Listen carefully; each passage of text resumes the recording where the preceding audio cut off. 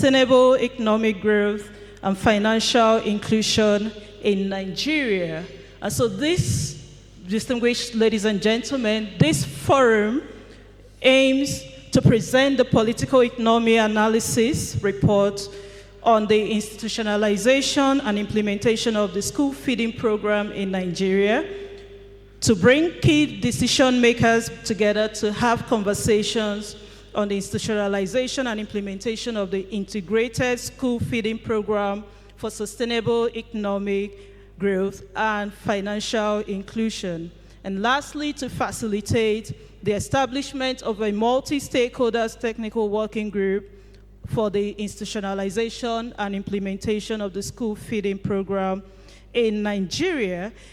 Distinguished ladies and gentlemen, I would like to tell you that this program is being powered by the ACTIONAID Nigeria in partnership and collaboration with the Presidential Committee on Economic and Financial Inclusion, PRESIFI, under the Office of the Vice President, OVP, the Renewed Hope National Homegrown School Feeding Program, under the federal and under the National Social Investment Agency, under the Federal Ministry of Humanitarian and Poverty Alleviation, the Federal Ministry of Agriculture and Food Security, the Nigerian Governors Forum Secretariat, United Nations World Food Program, the Women and Children Health Empowerment Foundation, with support from ActionAid, Strategic Partnership on Agroecology and Climate Justice in West Africa, SPAC, and with financial participation of the Spanish Agency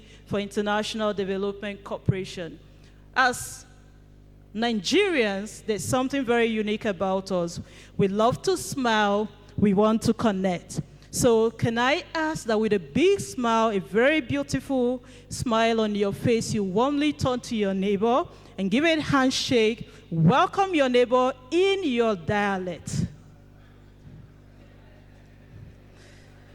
In your dialect, let's keep the energy going. Let's keep the energy going.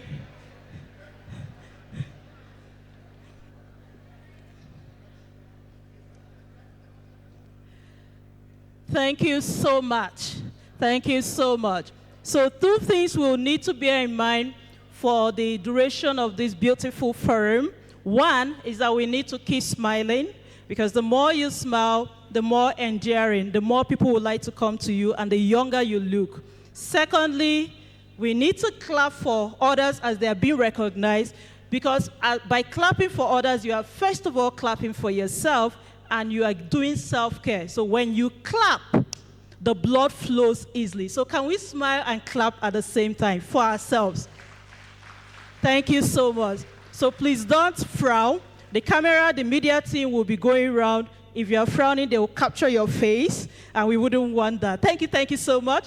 And now to set the protocol for this event, join me to warmly appreciate as I recognize the following people. This event is really powerful. It's a very powerful event, and we see children in the hall because today is a day to talk about school feeding program.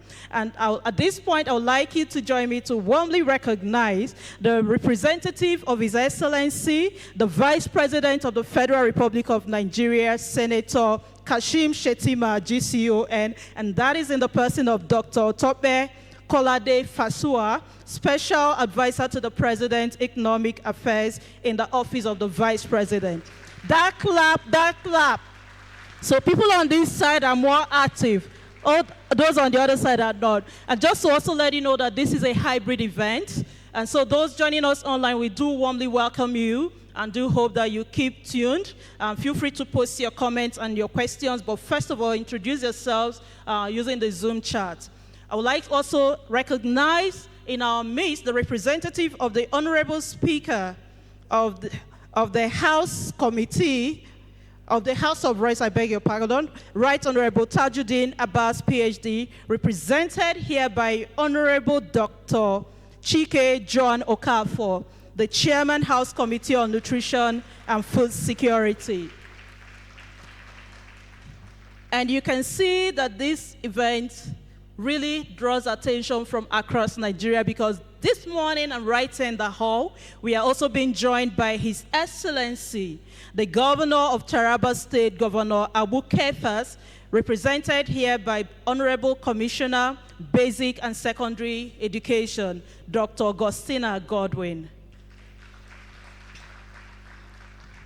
So when we are recognizing people, I also ask them to turn to see those that are clapping for them and smiling with them. And then we are also being joined by His Excellency, Deputy Governor of Borno State, Honorable Umar Usman Kadafu. We appreciate you, sir. You're welcome.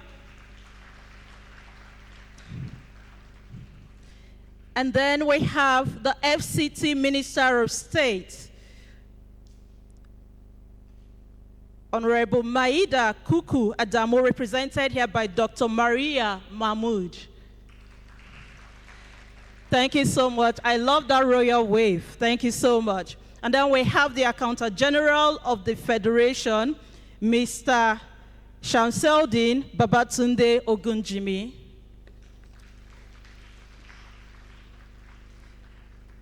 And then we have, still on our protocols list, Dr. Andrew Mamedu, the Country Director, ActionAID Nigeria. We also have the Deputy Country Director of ActionAID Nigeria, Madam Suweiba Mohammed Dankabo. Thank you so much. So when you stand, please do give a royal wave so that the camera team can capture you easily. Thank you. I love that. That's a presidential wave. Then we have Dr. Samuel Jagede, Member, ActionAID General Assembly. You're welcome. And then we have from the ECOWAS Commission, the Commissioner of Economic Affairs and Agriculture, ECOWAS Commission, Mr. Emmanuel Ayayivi. You're welcome. Bonjour. Ça va? So we also practice some languages. Then we have also from the ECOWAS Commission, this time around, the Director of Agriculture and Rural Development, Dr. Alan Traore. Joining us at this event is the General Coordinator of ACID to ECOWAS, represented here by Mr. Jose Manzanero.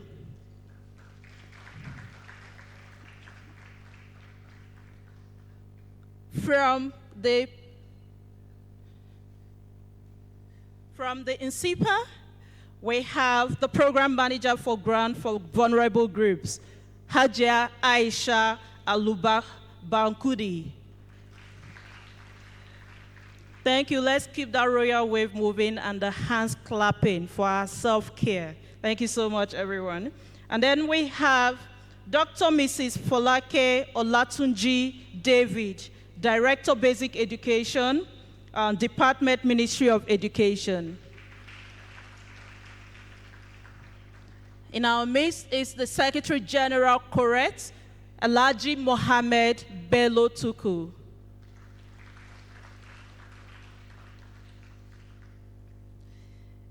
And then we have Mr. Husu Goes Septime, the Food Security Program Officer, ECOWAS Commission. From the American Global Prep School, we have the CEO Global Education and Environmental Vision, Dr. Dugun Harry Wang.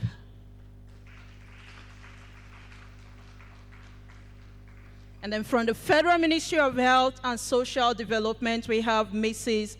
Ladidi Kuluwa Bako Ayebusi, MNI, the Director and Head Nutrition Department.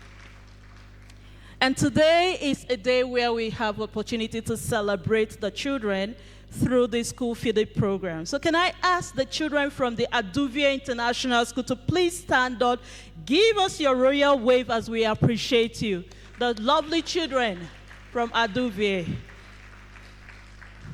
And then we have the special, thank you, you can sit. We have the special primary school, Mayandaga, all the way from Taraba State. Wow. Please, can you stand? Are they here now? We can't see you. Oh, beautiful. Can we appreciate them? The future leaders. Thank you. And then we have the Sakaka Primary School, Taraba State. Sakaka? Oh, yes. Please don't wait until you see them to clap.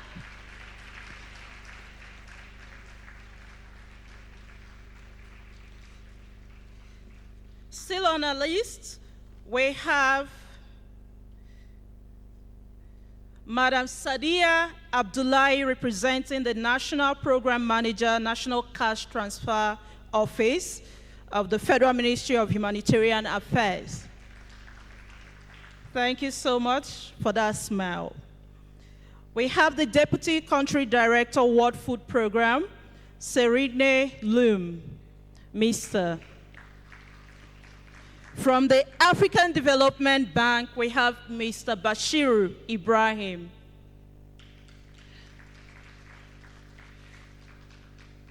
And then we have in our midst the Chairman, Institute for Peace and Conflict Resolution, Sanusi Musa, SAN. Also in our midst is the Director, Silbes International, Alhaji Abubakar Garba Ibrahim. Joining them is Malan Jaffa, Executive Director, Wachef, Taraba State. Thank you. And the last but not the least on my list is Madam Binta Musa Ibrahim, Head Planning, Research and Statistics at INSIPA. You're welcome. Oh yes, we have been joined by the Chairperson of ActionAid Board of Directors, Mr. Rabi Ismail, Mrs. Rabi Ismail, apologies for that. Thank you so much. And the protocols, at this point, can I invite you to give yourself a tap on the chest and welcome yourself, because you're also a distinguished guest at this event. Thank you so much. With the kind permission of the head of table, can I invite all of us to please stand up as patriotic citizens of Nigeria to sing the first stanza of the national anthem that will also serve as the opening prayer.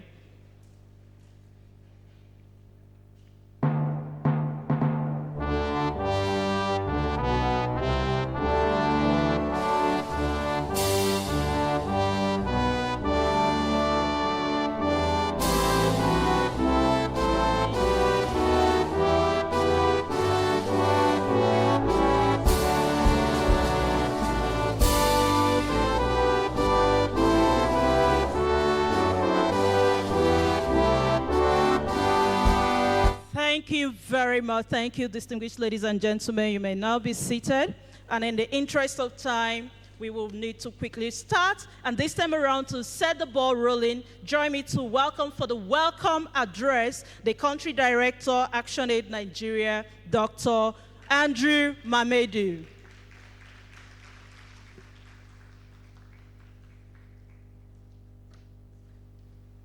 Thank you very much, MC. Let's put our hands together for the MC. She says that if you clap your hands, it's self-care, so let's clap our hands for the MC. Thank you very much.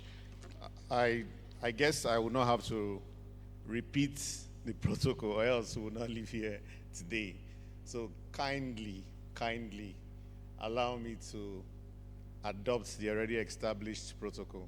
It is indeed a great honor and privilege for us to be doing this today with all the stakeholders, relevant stakeholders. So when we were sending out letters, several letters with all the partners, several letters went out to various persons from the private sector, community groups, schools, governments, everyone. So we are really grateful for those of us that have made it here today, and those that have joined. A lot of persons are joining online. I grew up in a family of 5 children, and well, guess what? We had other relatives, from cousins, all nephew, all of that staying with us. And sometime in my home, you have as much as 13 people in a three-bedroom flat. The 13 people, some sleeping in the parlor or living room. We used to call it parlor then, so living room and all of that. But one thing was certain. Whenever we made food, the pots of food would finish that day.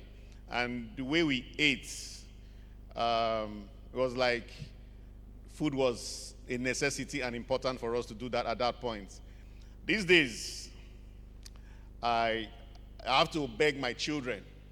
I say, please, you have to eat. You have to beg children these days. In some cases, those that are middle class or upper class, you have to beg them to eat. However, about 4 months ago, I visited a school. I visited a school and we're launching school feeding program. Here in FCT, they were doing a school feeding program in that particular school, a public school. And the conversation there was, do these children really need this food? And the answer was yes. So when they were eating, I went around and something caught my attention. They were just distributing the food. People were going to collect their food. Nice food with fruits, good protein, beef, sizable sizable beef on top of the rice. And something caught my attention. One girl just came in and she just collected her food, and the next thing, the food was finished. I was amazed. I was like, oh, what happened to your food? Did it pour? Do you want more? She was like, no. She then brought out a takeaway pack, and she says she had kept like over 3/4 of it, and she just ate. She's only entitled to eat 1/4. I said, why? She says that 3/4 she's taking home to her brother and her sister to be able to eat. That is the only food that they will eat for that day. That really touched me. I remembered my children. I remembered where we were coming from. I remembered the Nigerian situation. And I remembered that since December of 2022, we have stopped the homegrown school feeding program. That's when the last disbursement was made. And it called to question, what can we do to start that whole process, to kickstart and start that whole process? But not just starting it, but how do we institutionalize it? So ladies and gentlemen, I welcome all of us to this meeting. So distinguished guests, personalities present, representative of the presidency and the federal ministry, Nigeria Governors Forum, secretariat, representative of ECOWAS, UN agencies, and development partners here present, civil society organizations, colleagues, students, private schools, public schools, ladies and gentlemen, the media. It is indeed a great privilege on behalf of the board and management of ACTIONAID Nigeria to welcome you to this National Policy Forum on the institutionalization of implementation of the homegrown school feeding program. For us in the development sector, we speak a lot of jargons. When we say institutionalizations, what does it mean? Institutionalization simply means something we would do to make it sustainable, long-term. It means that it could run on its own because of systems and processes that we would have put in place. That's the conversation we would be having here today. This gathering is not just another event. It is a defining moment in our journey to secure the future of millions of Nigerian children, strengthen our communities, and advance inclusive national development. It aligns with the ActionAid's 10-year country strategy paper, which commits to contributing to lifting 5 million persons out of poverty. Hunger is one of the SDG goals for us globally, and of course, as ActionAid, we align with that. Our 10-year strategy is heavy on poverty eradication, and we believe that dealing with the issue of hunger will contribute to that. We believe institutionalizing the school feeding program is a critical pathway to achieving this. Now, across Nigeria, too many children still go to school hungry. Like the story I gave you of, her name was Amaka. According to World Bank's Human Capital Index, Nigeria scores 0.36, which means that 36% of the children of their productive potential are lost. Nothing not due to fault of theirs, but of course as a result of the systems and our processes which we need to deal with. Between 2016 and 2022, enrollment in basic education increased from 35 million to 40 million. Yet the number of out-of-school children has kept growing because our population is increasing. A lot of factors are keeping children out of school, but we have things that we know that have made children come to school. In the last, when the homegrown school feeding program was launched, there are evidence that shows that the homegrown school feeding program attracted and brought children to school. It made children come to school. It made children to remain in school. I remember a particular case in Kaduna. I visited Kaduna State, and we saw a boy crying. He was supposed to graduate. It was a new term. He was supposed to graduate to primary 4. And the boy was like, no, I did not pass. He said, why? He said, no, I don't want to miss the food because school feeding was for primary 1 to 3. The boy refused to graduate to primary 4 because he just wanted to remain in primary 3. He said, no, I did not pass. Allow me. For that boy, school feeding was important for him. Now, in the immediate past administration, which is the homegrown school feeding program, it was reported that we have increased enrollment by as much as 28%, improved in retention for about 50% in some schools. And nationwide, we had nearly 7 million children across 40,000 public schools benefiting from the school program. We had this conversation. Actually, we're strongly involved in the design of that program. We had this conversation around what role should the state play. We had this conversation around, political party, this party said yes, we agreed, we did not agree. But the children who are the center points of all of this, they don't know anything about political party, they don't know anything about state or federal.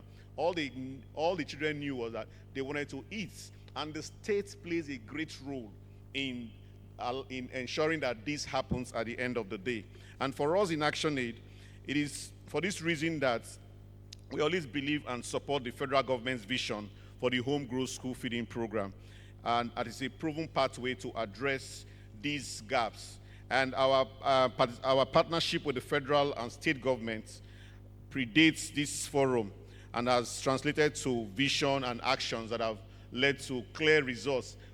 I think everybody here know that with school feeding program, there are a lot of achievements you can record. There are a lot of results that we have seen with it. But the thing is now, how do we action it? How do we take it forward? I think that's what the conversation will be here today.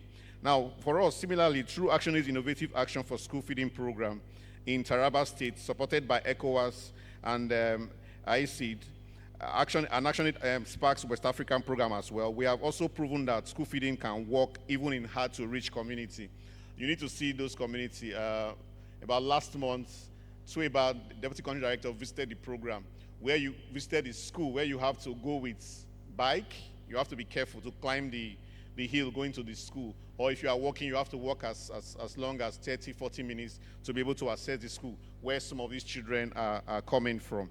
And it's not just about school feeding program. It's about the nutrition that it provides. It's about an education strategy that keeps children in school and helps them to learn better. It's about an economic strategy that stimulates local farming and food markets. I saw the past president of the Smallholder Scale Farmers Association, 2 million membership organization that ActionAid works with. But there were clear reports when the school feeding program was going on how these smallholder women farmers were contributing and benefiting from this program. It's about a social protection strategy that reduces hunger and inequality in our country. It's about a human capital development strategy which guarantees and reforms our investments. And also finally, it's about ultimately a national building strategy for inclusion, stability, and sustainable development.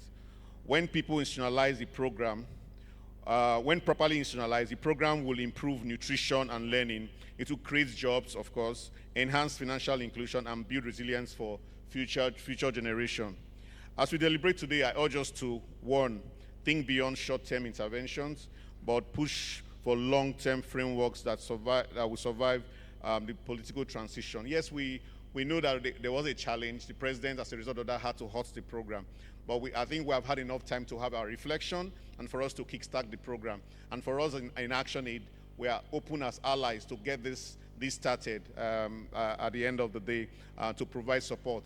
We are also open to engage with the state governments. We know that school feeding program is not just the responsibility of the federal government, but also the state government. That's why the Governors Forum is critical in this conversation, what role the state governments will play in all of this. So to secure, sustain, and ring-fenced funding, financing mechanism. So for it to be sustained, how do we have an initiative like UBEC, the Universal Basic Education Commission, funding the school feeding program? How do we have initiative such as TED Fund might not be able to fund it, of course, that's for tertiary institution. But something close to that, can we set up its own mechanism that has a sustainable funding mechanism for the program? So it doesn't depend on which government is in power or which government is not in power, but it's about the children that we are engaging with.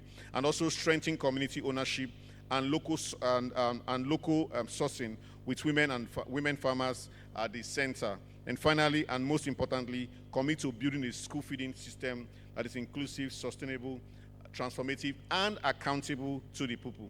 In conclusion, distinguished ladies and gentlemen, the forum must not end as a conversation, but as a catalyst for concrete actions and clear roadmap for institutionalizing the Sustained Nigerian School Feeding Program. On behalf of ACTIONAID Nigeria, I thank you for your presence and for your overwhelming commitment to the cause of children, the communities, and the nation in general. For us in ACTIONAID, we engage with government from cooperation to confrontation. This is one of our engagements, to engage with government. But being confrontational does not mean that you would be violent. No, it's non-violent. But we are critical stakeholders as civil society in the development of our country. And we believe that together we can make this happen to sustain the school feeding program in Nigeria. Thank you very much.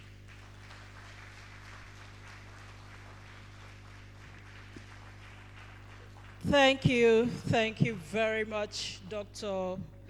Mamedu Andrew, for that.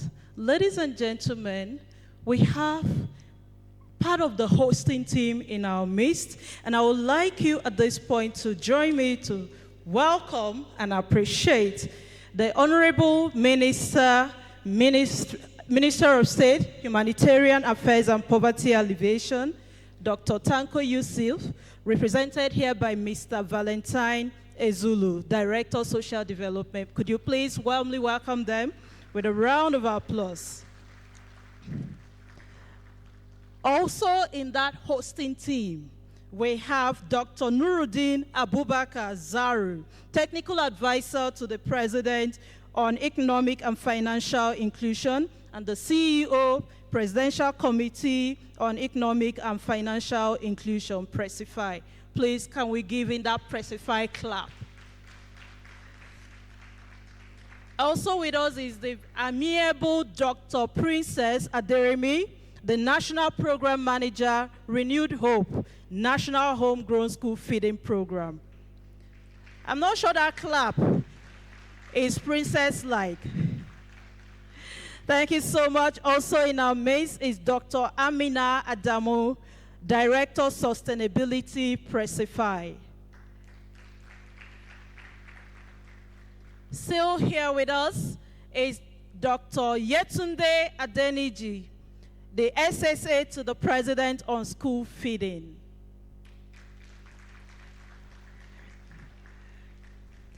Thank you very much, distinguished ladies and gentlemen.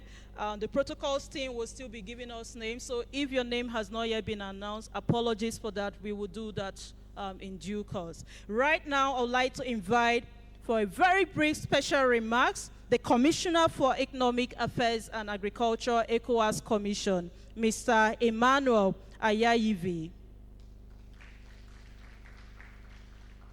Oh, I'm seeing Dr. Alan Traore coming, the Director from ECOWAS Commission. Please, can we warmly welcome him for the special remarks?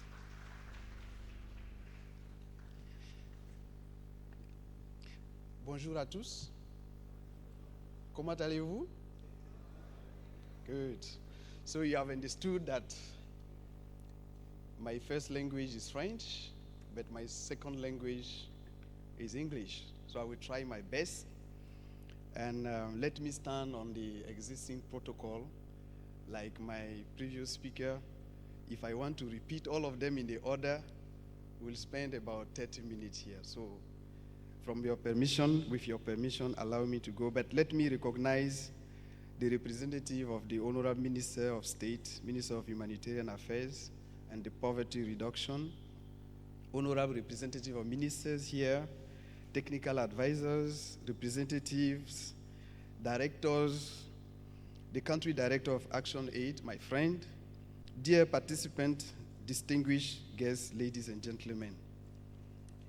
I am Alain C. Traoré, Director of Agriculture and Rural Development at the ECOWAS Commission.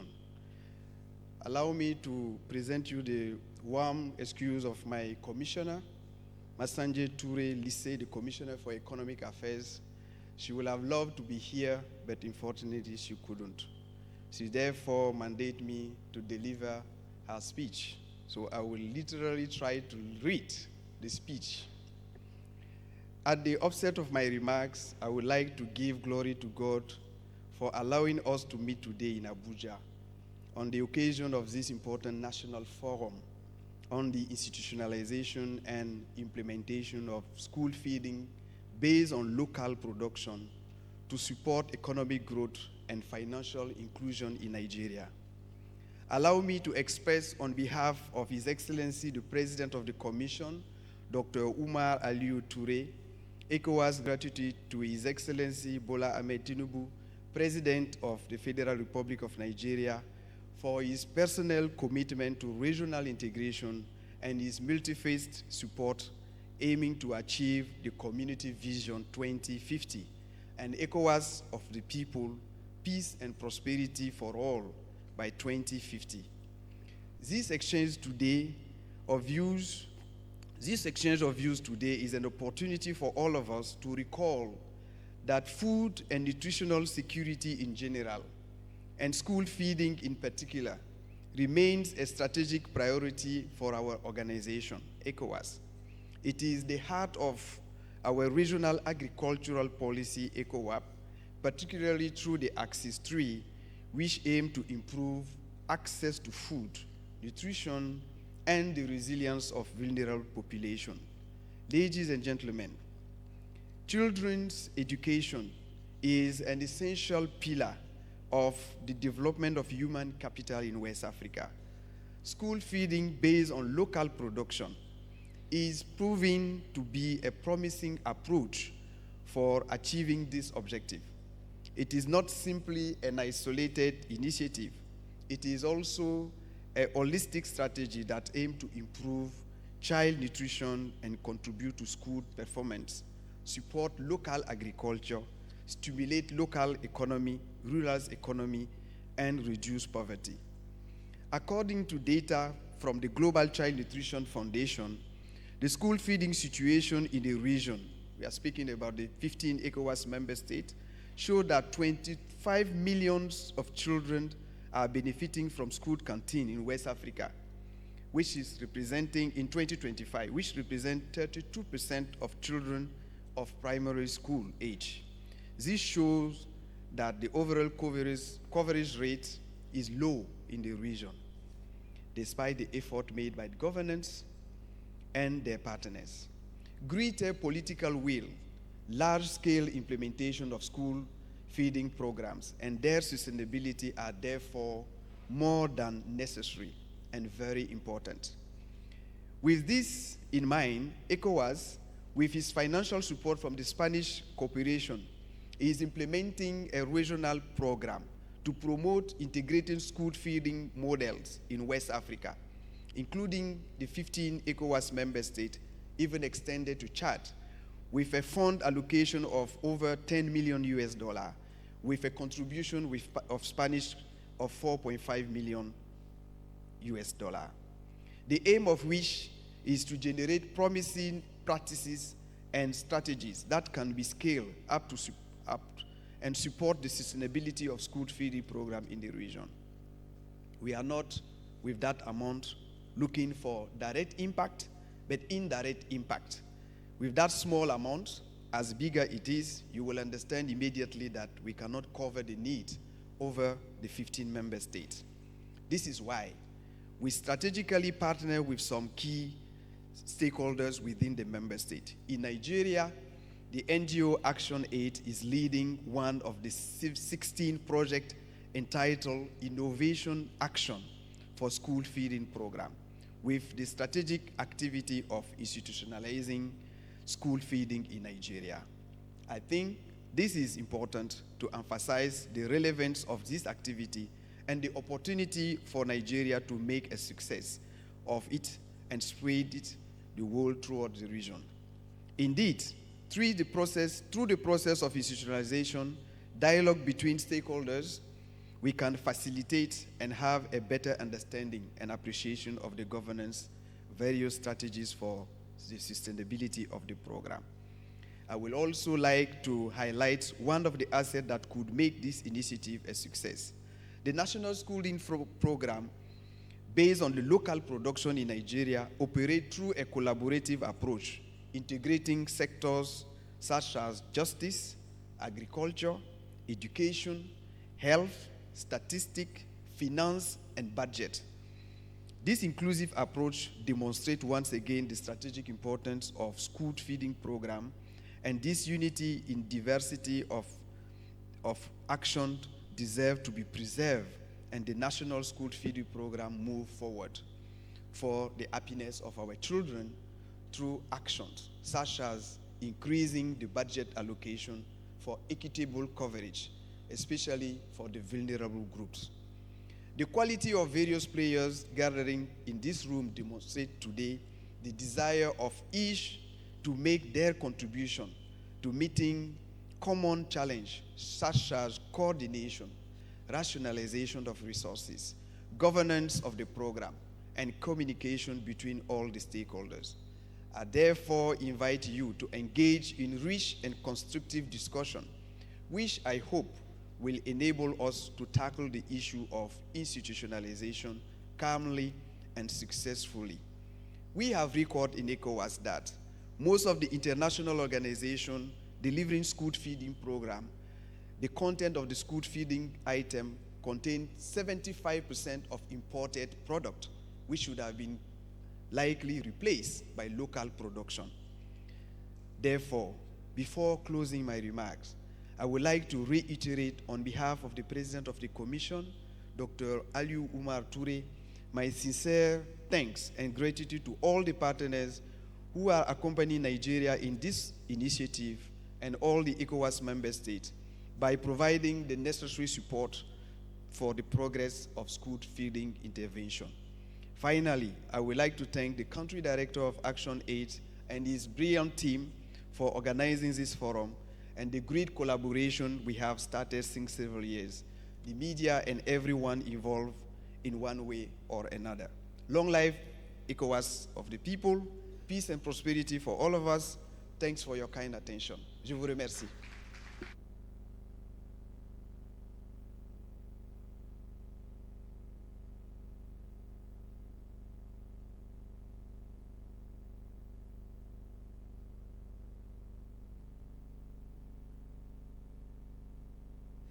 Thank you so much.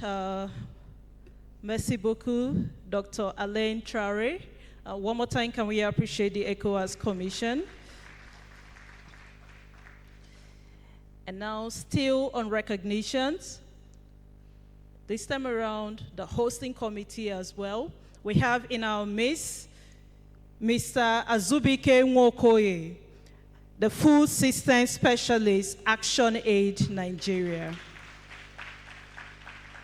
And we also have in our midst Mrs. Abimbola Adesomi, Country Director, Partnership for Child Development. I'd like to recognize Dr. Wang, representing the Korean government.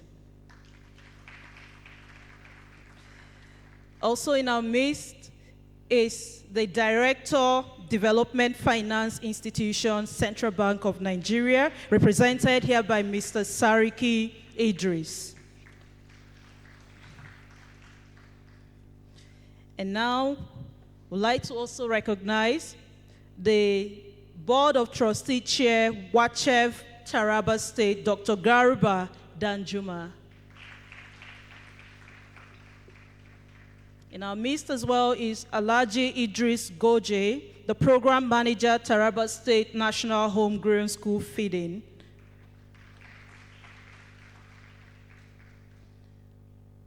The Commissioner of Taraba State Ministry of Agriculture and Food Security is here represented by the Permanent Secretary, Mrs. Sarah Ali. Can we warmly welcome her? Also in our midst is the Country Director, Care International, Madam Jennifer Orale, represented here by Nasom Richard Ngaru. And then from FCDO, we have Dr. Fadokun James, Technical Lead, Partnership for Learning for All in Nigeria, FCDO. From the Federal Ministry of Agriculture and Food Security, we have the Director, Nutrition and Food Safety, Alhaji Nuhu Adamu Kilishi. Thank you so much, distinguished ladies and gentlemen. Thank you for your patience. Right about now, I'd like to invite the representative of the General Coordinator of ACID to ECOWAS Spanish Corporation for the special remarks. Could you please join me to warmly welcome him? Please keep clapping.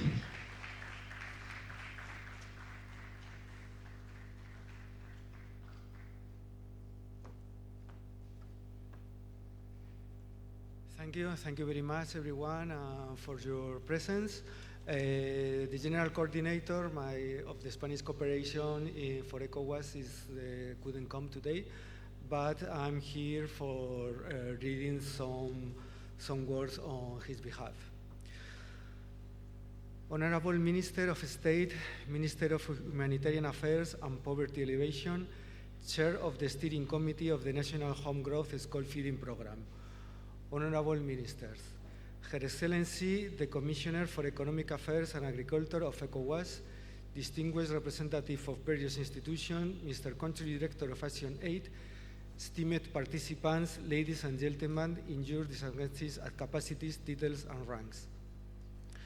It is a great pleasure for me to join you this morning to express, Honorable Ministers of State, our full support for the remarkable work you are doing in advancing school feeding policy in Nigeria. Through you, I would like to thank the highest authorities of Nigeria responsible of school feeding initiative and to encourage them to continue progressing with determination on this strategic development initiative. Indeed, the purchase of locally sourced food creates structured demand markets, stimulates local agricultural growth, supports rural transformation, and strengthens local food systems. For instance, in Brazil, 30% of all school feeding procurement comes from smallholder farmers. In Ghana, preliminary impact study results showed that a 33% increase in local sales and household income. School feeding programs can reduce poverty by raising household and community incomes. For family, the value of school meals can represent around 10% of household income, translating into substantial savings. The publication Rethinking School Feeding, jointly produced by the World Bank and World Food Programme, makes very relevant recommendations that align closely with this current initiative of the Nigerian government. Allow me to briefly quote. The transition to sustainable national programs requires three key preconditions: integrating school feeding into national policies and plans, particularly into education sector plans. Second, identifying national sources of funding, and third, strengthening national implementation capacities. This forum aligns well with those conclusions, and I sincerely hope that this dialogue will continue and consolidate Nigeria's achievements. Let me commend the leadership of Her Excellency ECOWAS Commission for the significant progress made in implementation of the ECOWAS Integrated School Feeding Model Promotion Project in West Africa, which the Spanish cooperation proudly supports through financial and technical assistance. On the 1st March 2025, through your guidance, this project took part in celebrating the 10th African Day of School Feeding in Bangui, where it showcased ECOWAS' ongoing school feeding efforts in West Africa. From 21st May to 1st June 2005 in Abidjan, during the Agriculture and Animal Resources Fair, the ECOWAS initiative in agriculture included a significant focus on food security, school feeding, and particularly on nutrition and food safety. Today, in Abuja, with the federal government of Nigeria, through the project Innovative Action for a School Feeding Program, implemented by ACTIONAID and selected as part of your Careful School Feeding initiative, we are reflecting on the path towards institutionalization. This momentum clearly reflects our full commitment to advancing this crucial area for development and visibility demonstrates the strong alignment between national and regional efforts. Nigeria is clearly on the right track, and we sincerely wish you great success. Let me assure you that Spain remains committed to support ECOWAS and its member states in their efforts. Once again, I would like to express our sincere thanks to the government of Nigeria for inviting us to make part of this important forum. Thank you very much. Muchas gracias.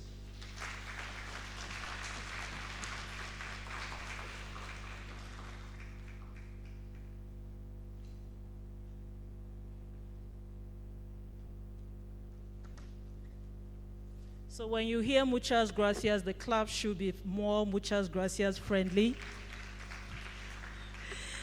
Thank you so much. We will still be doing some recognitions, but that will be coming up shortly. Right about now, we would like to bring up for the goodwill message. Thank you, Mr. Jose. We would like to bring up for the goodwill message the representative of the House of Representatives Speaker, and that is Honorable Dr. Chike. Could you please welcome him for the opening, for the goodwill message? Honorable Dr. Chike Okafo. Thank you very much. Thank you very much. Even though I'm also going to be standing on already established protocols, but I would like to recognize His Excellency, the Vice President of our Republic, Senator Kashim Shettima, who is represented here by Dr. Tope Kolade. Thank you very much. So while I'm standing on the already established protocols, I'd like to recognize some of my friends who are working and partnering with the Committee on Nutrition and Food Security to ensure that the lots of Nigerians are a lot better when it comes to nutrition and food. Kilishi of the Ministry of Agriculture. Thank you so much, my brother. Ladidi Bako MNI, the Director of Nutrition in the Ministry of Health. I also cited Mr. Sirin, my brother of the World Food Program. Thank you very much. The Honorable Speaker would have been here, but let me remind us that the National Assembly is on recess since last month, and we're not going to resume till about the end of September. So just yesterday, he reached out to me to ask me to come to represent him. So I'll go ahead to read his already prepared text. It is with great delight that I stand before you for the National Policy Forum on Institutionalization and Implementation of the Homegrown School Feeding Program for Sustainable Economic Growth and Financial Inclusion in Nigeria, which aims to present the political economy analysis and facilitate strategic dialogue among decision makers on integrated homegrown school feeding models for economic growth and financial inclusion, organized by the Presidential Committee on Economic and Financial Inclusion, supported by the ACTIONAID. Malnutrition in Nigeria is a major issue affecting 35 million children under 5, with 12 million stunted, 3 million wasted, and 23.5 million anemic. The 2023 CAIDA report of the United Nations Office of Coordinator Humanitarian Affairs revealed that out of 17.7 million hungry people, 2.6 million children are faced with severe acute malnutrition as at 2024. These figures may worsen on account of current food inflation rate of about 33.7%. The effects of malnutrition on health are multifaceted, especially in children, especially among the under 5s, physically underweight, mentally suboptimal brain development, and low intellectual output. Physiologically, lower immunity, socially, school dropouts, detachment from smart peers, and vulnerable to antisocial behavior. The economic effects of malnutrition are direct and indirect. According to the National Planning Commission, the economic impact of malnutrition in Nigeria in terms of lost productivity and human capital development is estimated at $1.5 billion. The 10th House of Representatives under my leadership is committed to all legislative functions of Parliament and understand the primacy of a healthy citizenry for socioeconomic development. It is therefore in our quest to execute this function that the House of Representatives found it expedient to create a specific committee on nutrition and food security in December 2023 as a legislative response to address the worsening food insecurity and increasing malnutrition, especially among children, pregnant women, and nursing mothers. This is in line with the renewed hope agenda of Mr. President, our leader, to boost nutrition and food security in Nigeria.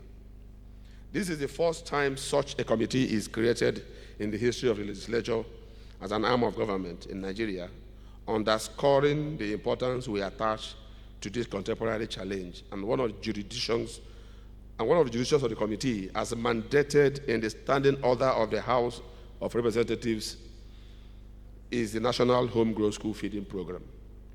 This brand new committee has as its chairman, Honorable Chike Jonoka for PhD, private sector trained and public sector groomed legislature, one of the finest and the best that we have in this 10th assembly, having been part of the 8th and the 9th previous assemblies.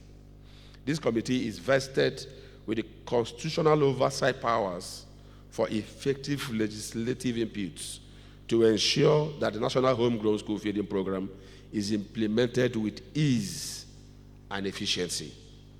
We recognize that a well-fed child is a productive learner, and a productive learner is the foundation of a prosperous nation.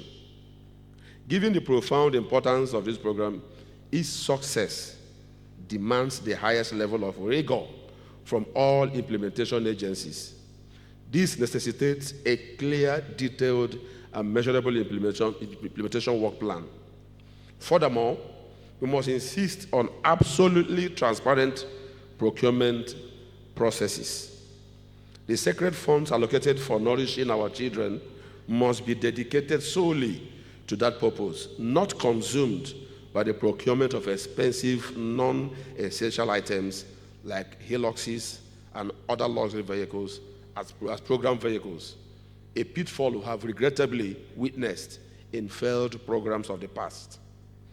Drawing from the above and relying on the original intention of Mr. President, I want to convey my personal commitment and that of the House 10th Assembly to a stage-by-stage oversight process. The Committee on Nutrition and Food Security will actively monitor the implementation and outcomes of this program to ensure it truly justifies the desires of Mr. President and, most importantly, delivers robust welfare for the benefiting Nigerian school children. I am particularly glad that the presidency, through the PRESEFI, has taken the bull by the horn by organizing this National Policy Forum to strategize on the much-awaited roadmap for the institutionalization and implementation of the homegrown school feeding program, which no doubt will record positive results for our school children. The House of Representatives will remain committed to work with the presidency and indeed all other ministries, departments, and agencies whose responsibilities aligns with our mandate. The task of alleviating hunger and malnutrition has become a top priority under my leadership and will continue to utilize every legislative tool to achieve set objectives. Let us therefore join forces of commitment and political will together to achieve this common cause for the good of our children. Thank you, and God bless our country. Right Honorable Tajuddin Abbas, PhD, GCON, Speaker, House of Representatives, and Vice Chairman, National Assembly, 10th Assembly. Thank you, and God bless us.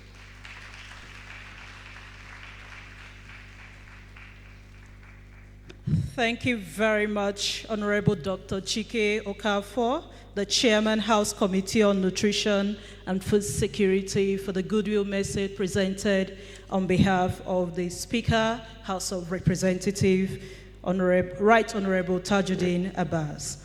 Distinguished ladies and gentlemen, with your kind permission, I would like to do the recognition. In our midst, we have the Country Director, Action Against Hunger, Theano Samba Diallo, represented here by the Head of Food Security and Livelihoods, Pauline Opara, and Peter Koti. You're welcome. We also have in our midst Professor Adeleke Maruf, Commissioner for Budget and Economic Planning, Osun State. Ekaro. We have Mrs. Afan, State Coordinator, School Feeding Program, Osun State. You're welcome. We have the representative of the National Agricultural Development Fund, Alhaji Shetima Gambo Lawal, the lead public partnerships. You're welcome. From Silvers International, we have the director, Alhaji Abubakar Garuba Ibrahim. You're welcome. In our midst is Senator Agwanzin Henry, Program Manager, Delta State. You're welcome. And we also have the Commissioner for Education, Osun State, Honorable Dipo Eluwale. Thank you so much. And then we have the National President, Potato Farmers Association of Nigeria, and also the Vice President, All Farmers Association of Nigeria, Chief Sir Daniel Okafor. Are we getting tired of clapping? Are we getting tired of smiling? Thank you so much. I would like now to invite for the keynote address the representative of the Honorable Minister of State, Federal Ministry of Humanitarian Affairs and Poverty Reduction, Honorable Dr. Yusufu Tanko Sununu, Mr. Valentine Ezulu, the Director of Social Development. Please join me to warmly welcome him for the 10 minutes keynote address. That clap needs to be stronger. This is keynote to set the tune for the conversations that will follow afterward. He's not yet here, so we need to still keep clapping. Self-care for ourselves. Thank you so much. Thank you very much, MC. While standing on the already well-established protocol, I am constrained but to recognize the representative or the Vice President of the Federal Republic of Nigeria, His Excellency Senator Kashim Shettima, ably represented by Dr. Tokwe Fashua. I'm also constrained to recognize the Speaker of the House of the Representatives, ably represented by Honorable Dr. Chike Okafo. I also wish to recognize the representatives of the executive governors here present, the representatives of the honorable ministers here present, the National Program Manager of the Renewed Hope National Homegrown School Feeding Program, our esteemed partners from the ACTIONAID Nigeria, the head of the Presidential Committee on Financial Inclusion, the representative of the President of the ECOWAS Commission, and other distinguished partners, stakeholders here present. Good morning to every one of you. I am here to deliver the keynote address of the Honorable Minister of Humanitarian Affairs and Poverty Reduction in the person of Honorable Dr. Tanko Yusufu Sununu, who would have loved to be here in person, but due to the exigency of office, he is unable to be here, and he has directed that I present his keynote address, which goes as follows. It is with great honor and a deep sense of responsibility that I stand before you today to deliver the keynote address at this National Policy Forum on the institutionalization and implementation of the National Homegrown School Feeding Program. This gathering reflects our collective commitment to one of Nigeria's most transformative initiatives, a program that not only places nutritious meals on the tables of our school children, but also builds the foundation for sustainable economic growth, financial inclusion, and social protection. Today's dialogue is timely and significant. It comes at a period when the federal government, under the visionary leadership of His Excellency President Bola Ahmed Tinubu, GCFR, is advancing the Renewed Hope agenda, which places human capital development, poverty reduction, and financial inclusion at the center of national priorities. The Homegrown School Feeding Program is not just about feeding children. It is about nation building. It is about education. Because a child who is nourished is more attentive, more likely to attend school, and more capable of learning. It is about nutrition and health. Because regular balanced meals combat malnutrition, stunting, and anemia. It is about agriculture and rural development, because by sourcing food locally, the program links smallholder farmers directly to a stable market. It is about women and youth empowerment, because the majority of our food vendors and aggregators are women who gain income, dignity, and access to financial services. It is about financial inclusion and economic growth, because through digital payments and financial literacy, rural communities are gradually being integrated into the formal economy. This multidimensional impact is the reason why the institutionalization of the Homegrown School Feeding Program is not just desirable, but absolutely necessary. While we celebrate our progress, it is also important to acknowledge the challenges that remain. One, funding sustainability. Reliance on federal budgets alone is unsustainable.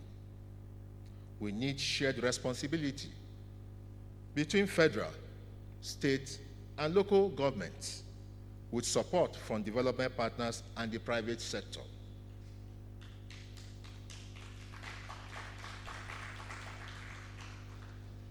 We must also acknowledge weak institutional frameworks. Without legal backing, frequent restructuring threatens continuity. Transparency and accountability gaps. Leakages, ghost beneficiaries, and weak monitoring mechanisms undermine trust. Limited financial inclusion integration. Many farmers and vendors still operate outside the formal banking system. Nutrition and quality standards. Uneven meal quality across states affects the program's health impact. We also have the challenge of data deficits.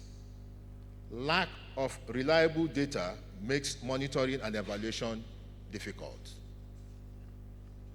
Policy pathways for institutionalization. This forum provides us the platform to discuss how best to institutionalize the program for resilience and long-term impact. Allow me to highlight some key imperatives. 1, legal backing. We must work towards enacting a National Homegrown School Feeding Act that guarantees continuity across political cycles, while clearly defining federal, state, and local roles within a cost-sharing framework. 2, integration with financial inclusion.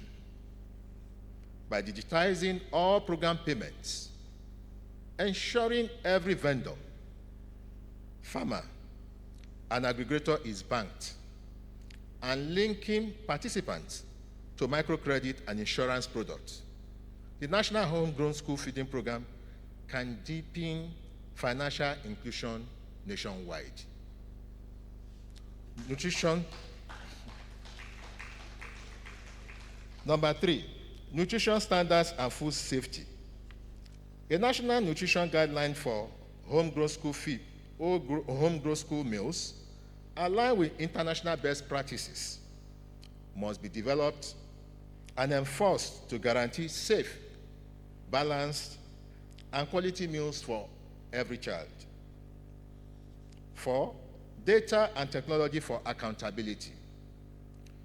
Biometric enrollment, digital reporting systems, and a real-time monitoring dashboard should be deployed to enhance transparency and citizen accountability. 5, multi-sectoral partnerships. Ministries of Education, Agriculture, Health, Finance, ICT, and our development partners must continue to collaborate to ensure a whole of government and a whole of society approach. 6, sustainability through local value chains. By strengthening farmer cooperatives, encouraging contract farming, and adopting climate-smart agriculture, the National Homegrown School Feeding Program can stimulate local economies while building resilience against climate shocks. Expected impact of institutionalization. If we succeed in institutionalizing this program, 1, children will not only stay in school, but thrive academically. 2, farmers will have assured markets, boosting food production and incomes. 3, women will be further empowered as economic actors. 4, financial inclusion will expand, bringing millions into the formal economy. And 5, national development will be accelerated through inclusive growth and stronger human capital. Distinguished ladies and gentlemen, the future of this program lies in the decisions we take today. We must ask ourselves, what structures do we need to guarantee the National Homegrown School Feeding Program's sustainability across political transitions? How do we make financial inclusion not just an add-on, but a central pillar of the program? How can technology help us build a transparent, accountable, and citizen-owned homegrown school feeding program? This forum is not just about reflection. It is about commitment and action. In conclusion, let me emphasize that the homegrown school feeding program is more than a social investment. It is a legacy for our children and a catalyst for national transformation. Under the Renewed Hope agenda, we are determined to consolidate this program, to institutionalize it with strong legal, financial, and policy frameworks, and to ensure that every Nigerian child has the right foundation for a brighter future. The three tiers of government must come together to financially support this program with the private sector, development partners, and communities playing a key role in ensuring stability and sustainability. I commend ACTIONAID Nigeria, the Presidential Committee on Financial Inclusion, the National Homegrown School Feeding Program, and all partners here today for convening this critical forum.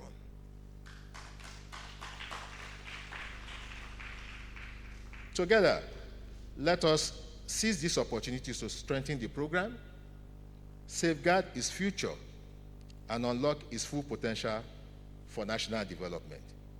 Thank you, and God bless the Federal Republic of Nigeria.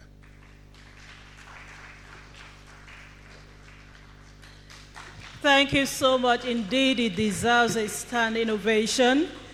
We need a public-private partnership approach that enhances sustainability and then centralizes financial inclusion within the homegrown school feeding program.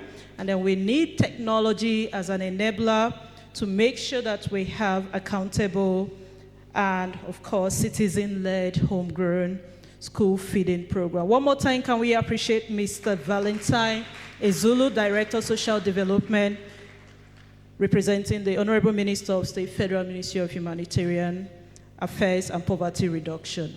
Now, distinguished ladies and gentlemen, before this forum is formally declared open, we would like to understand from a political economy analysis the institutionalization and implementation of the school feeding program in Nigeria, how we can make it a guaranteed return on investment for our beloved country. And to do that, for the next few minutes, join me to welcome the food system specialist, ACTIONAID Nigeria, Mr. Azubike Nwokoye.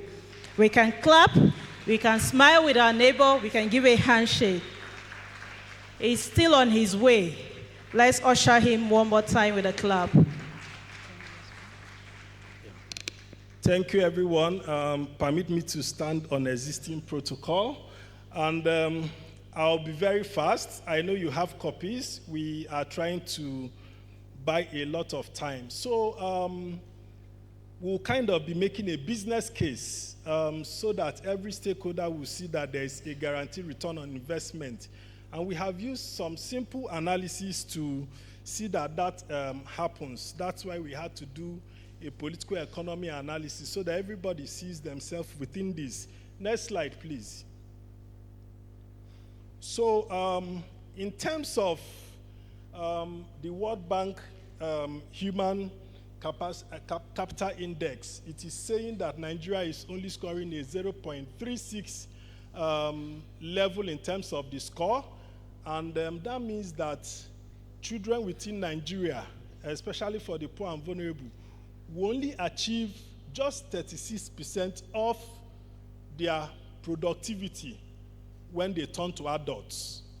And that is even below what we have across Africa. Across Africa, it's about 0.40. And with school feeding, we can jack up that productivity. We can jack it up from that 36% to close to 85% to 100%. Because school feeding, apart from education, supports families, also supports health. You need to, most times people that are on good diet hardly visit the hospital. You agree with me. So we have an opportunity for a sustained school feeding program to increase the productivity of our population. Next slide. And in terms of, we try to look at, in terms of Naira and Kobo, what does it mean for a country? Because school feeding can build our labor force. And if we have a good labor force, it means that government can generate enough taxes also. And it means that you have people earning higher income. And we just decided to be moderate. And we took 22.7 million in terms of number of children enrolled in public primary school in 2019. We just took an old data so that, the analysis is as simple as possible. And we estimated and said if they get to adult age, because they have benefited from school feeding program, they were able to learn, there were good learning outcomes and so on, that within the GDP, it means that within the GDP, they can contribute around $34 billion annually, and that is about 51.075 trillion. Sorry, my screen here is going off. So that's about 51.075 trillion annually. So imagine this number we getting in terms of their contribution to the gross national product, and this is actually minus the out of school children and minus the number we didn't take into cognizance, because 2019 to 2025 is, a lot in terms of even the general population of pupils in primary school. So moderately, so this is what we can put into the economy, but it is far, far, far way higher than this, because it will be going to over 100 trillion if we do deeper analysis. Next slide. Now, within these people that are contributing, that means we'll have innovators, entrepreneurs, and other people that can contribute to creating jobs for other people, entrepreneurs, and so on. Next slide. And in terms of school feeding, it supports cohesion, it supports friendship, it reduces community tensions and makes everybody part of the system. If I'm a governor today, one of the first things I will start doing is school feeding program, because during elections, I won't need to worry whether I'm going to win or not, because I have touched the life of people directly also. Not only the thing I'll do, but I'll just say, first of all, school feeding is very important for the poor and vulnerable. In fact, in terms of social protection, it's one of the key areas that can touch the poor and vulnerable. Because if you take 1 meal a day from the table and children are also learning, then it helps them and helps the families. Next slide. The news was all over, everywhere. Diaspora remittances, 20.93 billion for 2024, But if you do a deeper analysis in terms of human behavior, social interaction, and so on, you find out that if people benefit from school feeding program and they have the opportunity to go abroad, they are the ones that are more likely to be connected to their communities and the country. And it means that they will do diaspora remittance. It means that they will put more money. So go and check, even people that have come back to renovate their primary or secondary school, there are people that benefited from the school and the environment and so on. So even diaspora remittances, school feeding can contribute to that in the future. Next slide. So, I mean, in terms of iodine deficiency, in terms of health, school feeding contributes to that. And it also, I mean, supports reduction in respiratory infections and other diseases related to vitamin A deficiency. Next slide. Now, ECOWAS had mentioned how many children are being fed. So by 2022, we are no longer within this ECOWAS map because we stopped our school feeding program. So it's important as a country that we come back here quickly. And we're expecting that by the time we are finishing these conversations, we're expecting that the federal, state, and local governments can start school feeding program. In fact, if local governments start getting their, I mean, as they are getting their revenue, although there are a lot of conversation around that, one of the things we think that they need to quickly start doing is school feeding program. I know Dr. Princess will talk about the formula in terms of how many percentage for federal, for state, and for local government. Next slide. Now, in terms of the benefits, in terms of looking at it, many of us have mentioned it in terms of return on investment. Apart from it being food assistance, apart from supporting local economy, it supports both general well-being, even supports gender inclusion, supports social inclusion, and so on. And in terms of productivity, in terms of wages, which we had, talked about in terms of putting out the likely figure in terms of what comes to the GDP. Next slide. So, when we talk about integrated school feeding program, we are looking at health, looking at education, looking at agriculture, and so on. So it needs to work together. In some places where they are doing school feeding program, you find the Ministry of Health supporting by deworming the children and other support. In Sasaka and Mayodaga in Taraba, we had also done trainings on nutrition for the canteen mothers, hygiene, and so on. And we had also provided solar-powered water pump to be able to have clean water and so on, integrating wash. So it's very important that those are all integrated. We also supported the development of agroecology gardens. So they have agroecology gardens and so on, because we need to also make sure that the food produced is healthy and so on. Next slide. So we are hoping, and we know that that will happen. We are expecting the federal, state, and local government to quickly start school feeding program and sustain it. And we are very sure that will happen because it's an investment for the country. Next slide.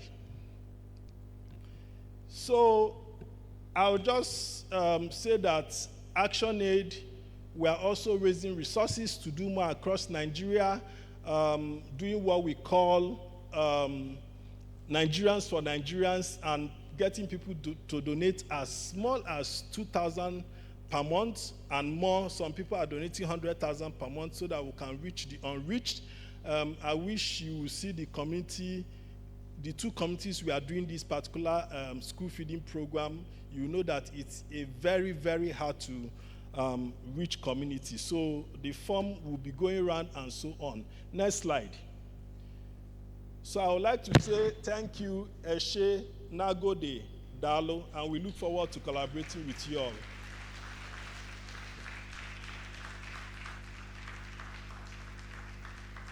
Thank you so much, ActionAid Nigeria, for all that you do for humanity.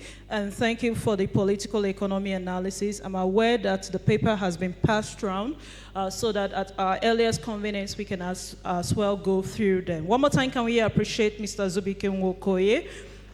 Distinguished ladies and gentlemen, it is now my pleasure to welcome, to formally declare the National Policy Forum on the Institutionalization and Implementation of the Homegrown School Feeding Program for Sustainable Economic Growth and Financial Inclusion, open, His Excellency, the Vice President, Federal Republic of Nigeria, Senator Kashim Shettima, GCON, represented here by Dr. Tepe Kolade Fasua, the Special Advisor to the President, Economic Affairs in the Office of the Vice President. That is not vice presidential clap.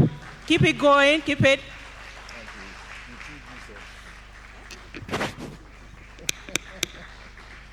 Okay, thank you very much. Please be seated. Thank you very much, ladies and gentlemen, and good morning.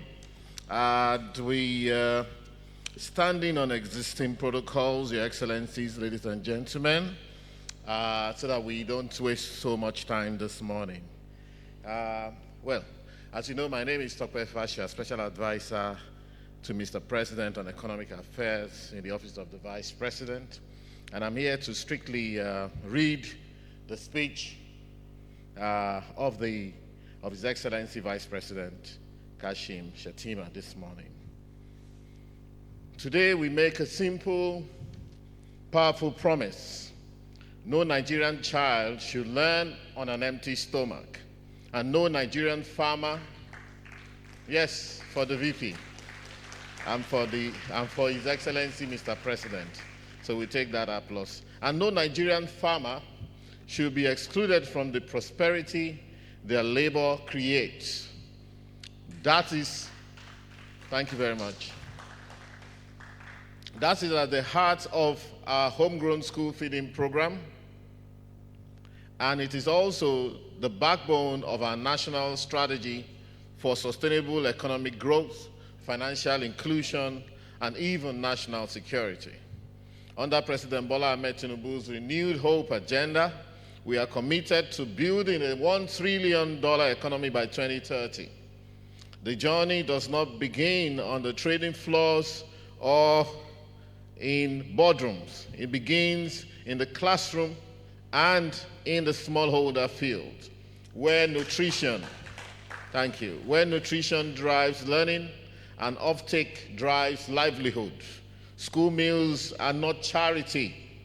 They are economic infrastructure, a guaranteed daily nationwide market that links local producers, processors, transporters, cooks, and schools into a living value chain. This year, the federal government relaunched the Renewed Hope National Homegrown School Feeding Program, signaling a decisive return to scale and systemization. The program is designed to boost enrollment and attendance, improve academic performance, and raise smallholder incomes through stable local procurement. Alongside the core program, the government has inaugurated the Alternate Education and Renewed Hope School Feeding Project, an expansion that targets out-of-school and highly vulnerable children with the ambition of reaching up to 20 million by 2026. With NIMC identity management integrated into its delivery, we are ensuring transparency and accountability so that real pupils receive real meals and every naira spent works twice, once for the child and again for the local economy. Ambition requires investment, and the federal government has acknowledged that sustaining national coverage may require around 1 trillion naira annually. But this is not a cost. It is a nation-building investment with high social, economic, and security returns. A child nourished is a child less vulnerable to exploitation. A farmer linked to formal markets is a citizen less vulnerable to economic despair. Communities where youth are engaged in learning and enterprise are communities less vulnerable to insecurity. This is why school feeding must be understood not just as a social intervention, but as a national security investment. In Nigeria, most fragile regions, poverty hunger, and lack of opportunity are the breeding grounds for extremism and conflict. Every hot meal served in a classroom is also a barrier against recruitment into violence, a reinforcement of the state's presence, and a promise of hope where despair might otherwise take root. If the price of exclusion is insecurity, then the dividend of inclusion is peace. The ASO Accord of Economic and Financial Inclusion, launched under Your Excellency's leadership, calls for bold government-to-people rails and inclusive market systems. School feeding embodies this vision. Through digital payment to cooks and farmers, many of them women, we are opening access to savings, credit histories, and microinsurance. This is how public spending creates millions of first-time formal financial relationships. In this way, a program for nutrition becomes a daily pathway for financial empowerment and national resilience. Financial inclusion is not a slogan. It is the on-ramp to growth and stability. By bringing MSMEs, women, and vulnerable households into the financial system, we shrink the shadows in which insecurity grows. When local markets thrive, when farmers see guaranteed demand, when cooks receive fair and timely pay, and when women micro-entrepreneurs build assets, the drivers of conflict weaken. Across ECOWAS, governments and partners are codifying school feeding into law, financing at scale, and improving delivery standards. Nigeria's relaunch places us at the forefront of this regional movement, where political commitment, sustainable financing, and multi-sector coordination are the levers that lift outcomes. As we deepen this momentum, we must also recognize that the school feeding program can serve as an anchor of community stability, aligning humanitarian development and security objectives. The economic flywheel we are building is straightforward, well-nourished. Pupils learn better, stay longer in school, and become higher-earning adults, yielding productive gains across decades. Guaranteed offtakes grow farmers and micro-enterprise revenues with knock-on effects in logistics, cold chain, and processing. Digital platforms ensure that payments are secure and transparent, while data improves delivery year by year. And in this process, every household that benefits is tied closer to the state, reinforcing trust and legitimacy. Our commitments are equally clear. We will pursue national coverage with state-level ownership, sequencing expansion, local government by local government, and prioritizing high poverty, low enrollment, and conflict-affected communities. We will anchor delivery on identity, integrity, and inclusion through verified registries and digital payments. We will ensure that women remain at the center, with the majority of cooks and micro suppliers drawn from women-led enterprises, giving them access to savings, credit, and insurance. We will embrace transparent financing, mobilizing blended frameworks of federal and state appropriations, partner support, and private sector investment, while pushing cost and delivery metrics. And we will treat this not as a feeding scheme, but as a learning system, applying political economy analysis and independent evaluation each year to refine and improve. By 2026, success will look like hunger-free classrooms as the national norm, measurable gains in attendance and foundational learning, millions of women micro-entrepreneurs banked and formalized, expanded demand for Nigerian-grown staples, sustaining rural incomes, and real-time delivery data reducing leakages, and increasing trust in government. But success will also mean fewer children falling prey to the manipulations of violent groups, more households resilient against economic shocks, and communities bound more tightly to the national fabric. To our governors, we ask for a commitment to fund state compacts, align procurement to local crops, and open your data to accountability. To our private sector, we extend an invitation to invest in logistics, warehousing, processing, and payments technology, and the demand is guaranteed, and the returns are real. To our development partners, we welcome your scrutiny and support in standards and verification. To parents and teachers, we urge you to keep us honest. And to our children, we say this: your country sees you, values you, and will feed both your bodies and your dreams. Your Excellencies, this program is Renewed Hope in Motion, a daily national transaction that teaches better, farms better, pays better, and critically secures better.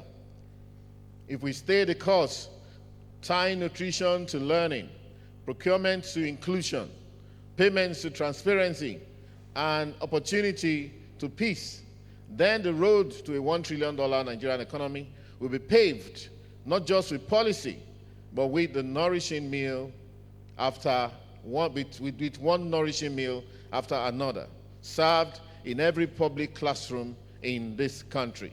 Let us build our future, plate by plate, child by child, market by market, and community by community together.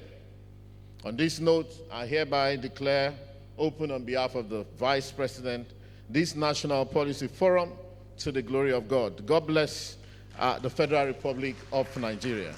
Thank you.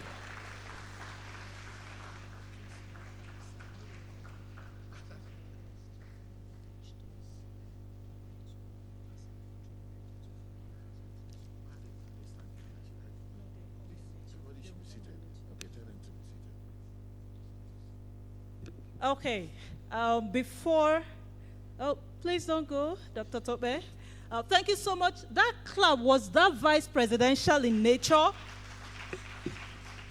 Thank you so much, distinguished ladies and gentlemen. Something very unique is about to happen. So Mr. Zubike Nwokoye presented the political economy analysis of he's asking that you should kindly sit. Thank you so much. Thank you for the honor. Thank you. Thank you so much. So right now, the Vice President of our beloved country, represented here by Dr. Tope Fasua, is going to receive the package containing the school feeding program analysis and then other research that has been done by ACTIONAID in partnership with the hosting institution. So please join me to warmly welcome the Country Director of ACTIONAID Nigeria, Dr. Andrew Mamedu. He will be joined by Dr. Princess Aderemi F. Adebowale, the National Program Manager, Renewed Hope National Homegrown School Feeding Program, to formally make this presentation to the Vice President. That clap, the energy. Those joining online, we do appreciate you. In the next few minutes, we'll have the opportunity. Please just hold on, and then they will be joined by Dr. Nuruddin Abubakar Zauru, the Secretary Head Presifi, Secretariat Technical Advisor to the President on Economic and Financial Inclusion. And then as they are coming forward, please let me ask all those in front to also join them to witness this formal presentation. Please, can we join in clapping? All our special guests. The representative of Honorable Minister of Humanitarian Affairs, please kindly join this presentation, sir. And the SSA school feeding, please, you are invited to come for this event. Thank you so much, gentlemen, and the distinguished personalities. Thank you. Okay, a representative of Honorable Speaker, sir, can you please join us here? Yeah, Dr. Huang, can you please join us on this call? Representative Honorable Minister of FCT, please can you join us on the floor? Yeah. Where is the report? Where is the report? Where is the report? Because this should be the peak of the event, for goodness sake. Come on. My brother.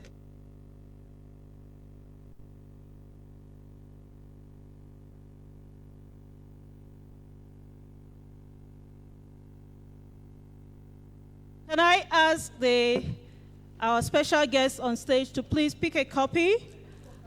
For the rest of us, you also have the opportunity to come forward with yours. You have the bags already, so that will do that. So please, can the camera team, the media team help arrange our special guest for this photo?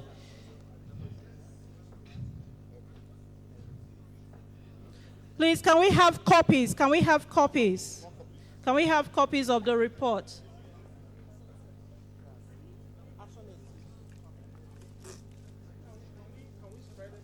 Yes, we can.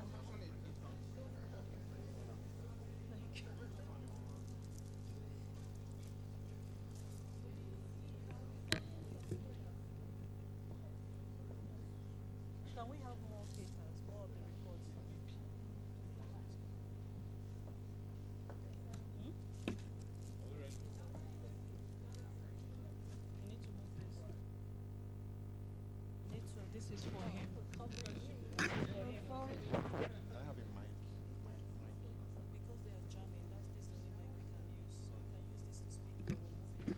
On behalf of ActionAid and all the partners involved, ECOWAS, Spanish Development Corporation, and all the development partners involved in this, we hereby present the school feeding program that looks at institutionalization of the school feeding program in Nigeria, and also a manual for children, growing trees and food together by Nigerian school children through agroecology. We hereby present this to the Vice President here. We hereby present this to the Vice President on behalf of all the stakeholders here. Mr. Vice President. Please, can we applaud? Can we applaud? Thank you so much. Thank you. Congratulations to ActionAid and the organizers. Can I now ask the members of the organizing team to please join us for the photo? Some are not here. Some are not here. Okay, so good. So we take it. And then the panelists and moderators, please quickly join us. Panelists and moderators. Okay, thank you so much. Can I now ask Sophon, Yofin, and the children to join us in front? Sophon, Yofin, the children, to join us in front, and other guests that would like to be part of the picture. Please, quickly, we can stand in front. Please, let's have that quickly. School children. The children, please come up the stage. The rest can stand in front. Please, colleagues, special guests, ladies and gentlemen, kindly come forward for the photograph. We can stand down there, and then the children need to come up. Please, if you can do that within the next few seconds, we'll appreciate so that we can move into the technical session.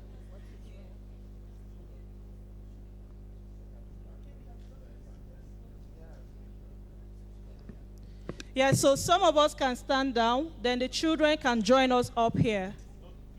Please, can we be fast? Can we be fast? If you are coming out, kindly be fast. Children, go up. Just children. Children, join us up here. Children, come up.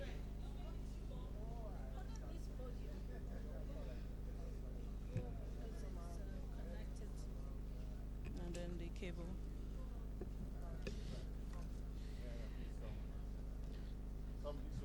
Can we? Okay. So can we have an agreement that everybody joining in this picture will smile?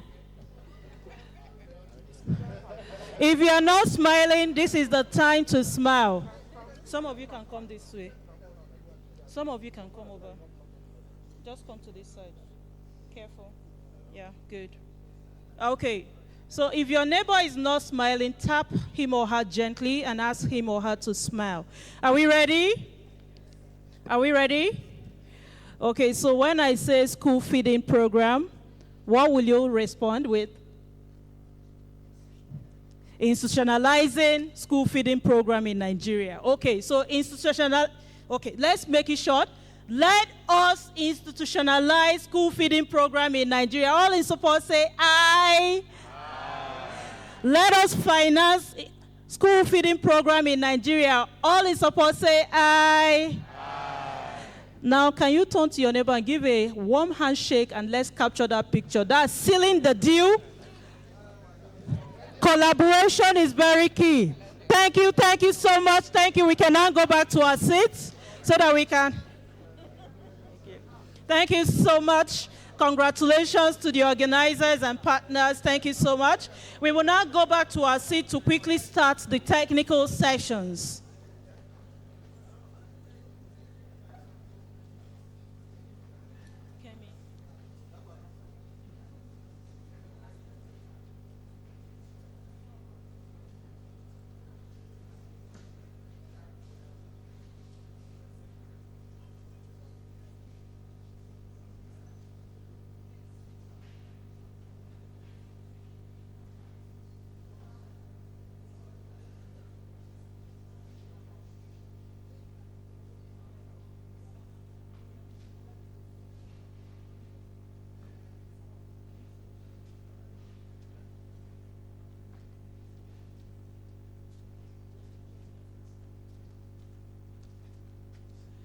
Okay, thank you so much.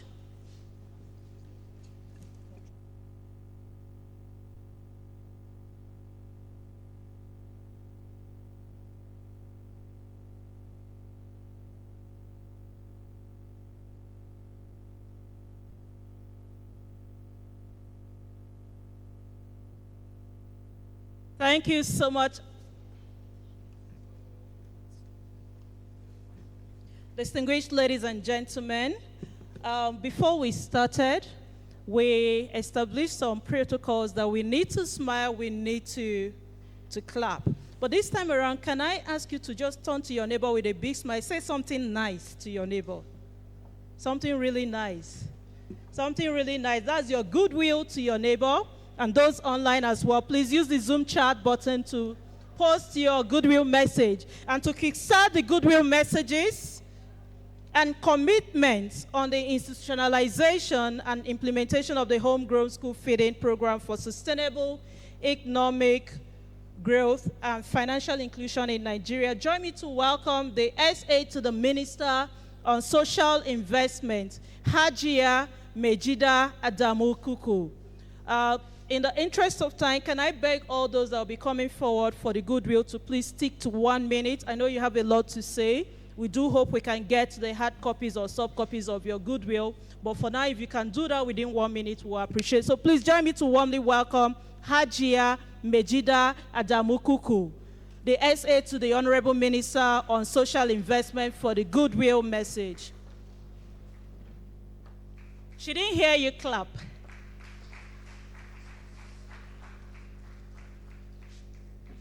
Good afternoon, ladies and gentlemen. Let me stand on the well-existing protocol. I'm once again Mejida Adamu Kuku, SA to the Honorable Minister of State, Dr. Maria Mahmoud, who is unavoidably absent.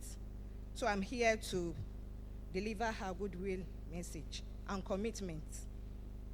I am deeply honored to be part of this important national policy forum organized by ACTIONAID, the Precified, Ministry of Humanitarian Affairs and Poverty Alleviation, the Ministry of Agriculture and Food Security, the National Homegrown School Feeding Program, and the Nigerian Government's Forum. This gathering reflects our collective resolve to institutionalization of the Homegrown School Feeding Program as a sustainable instrument for human capital development, social protection, and economic growth. The program is a shining example of how government policy can simultaneously address malnutrition, boost economic enrollment, empower smallholder farmers, and promote financial inclusion. On behalf of FCT administration, I reaffirm our commitment to this noble vision in the FCT.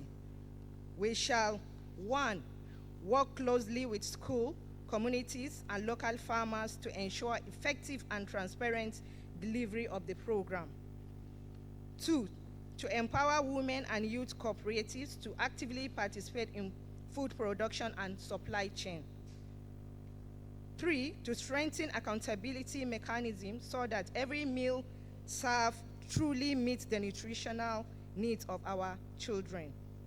The institutionalization of this program is not merely about policy continuity, it is about guaranteeing that no child is left behind and that the gains extend beyond the classroom to household, to farms, to market across our communities.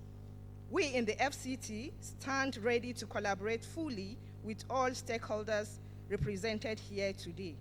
Together, we can ensure that the homegrown school feeding program remain a driver of inclusive development and symbol of our collective commitment to the future of Nigerian children. I thank the organizers for their leadership, and I extend my goodwill and full support as we work together to make this program a lasting legacy for our nation. God bless the Federal Capital Territory and the Federal Republic of Nigeria. Thank you.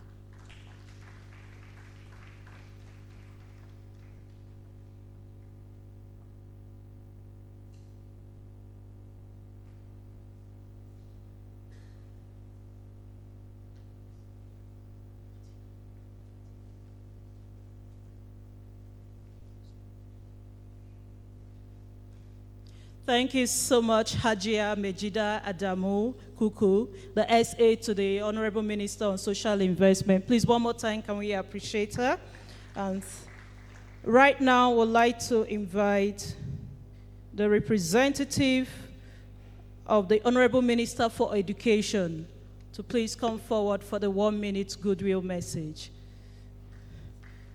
Apologies, I have not been given the name. So apologies, please. Please, can we appreciate her? Look at that excellency walk, the majestic walk. Thank you so much.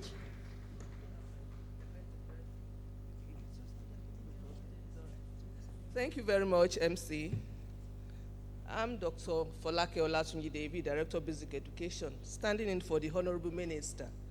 So I'll be reading his speech because he's unable to be here because of another important official engagement.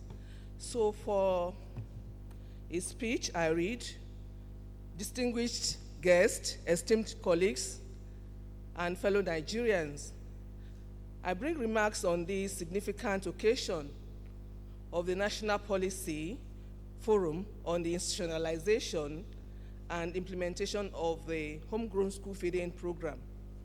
This initiative aligns perfectly with Mr. President Bola Ahmed Tinubu's renewed hope agenda, focusing on sustainable economic growth and financial inclusion. The homegrown school feeding program showcases our commitment as a ministry to leveraging education as a tool for development. By providing nutritious meals to school children, we aim to improve their health, well-being, and academic performance, ultimately contributing to a more prosperous and equitable society. I commend the collaborative efforts of all stakeholders involved in this program, including government agencies, private sector partners, and civil society organizations, and of course, ACTIONAID leading them all. Your dedication to improving our education system and promoting sustainable economic growth is truly inspiring.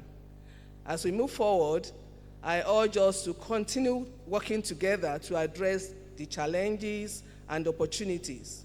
By harnessing our collective expertise and resources, we can ensure the long-term success of this program and create a brighter future for Nigeria's children and youth.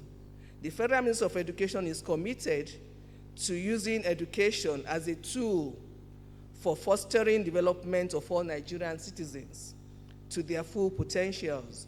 We believe in promoting a strong democratic egalitarian, prosperous, indivisible, and indissoluble sovereign nation under God. Let us work together to make a meaningful impact in the lives of our children and our citizens and build a better future for Nigeria. Thank you for your attention.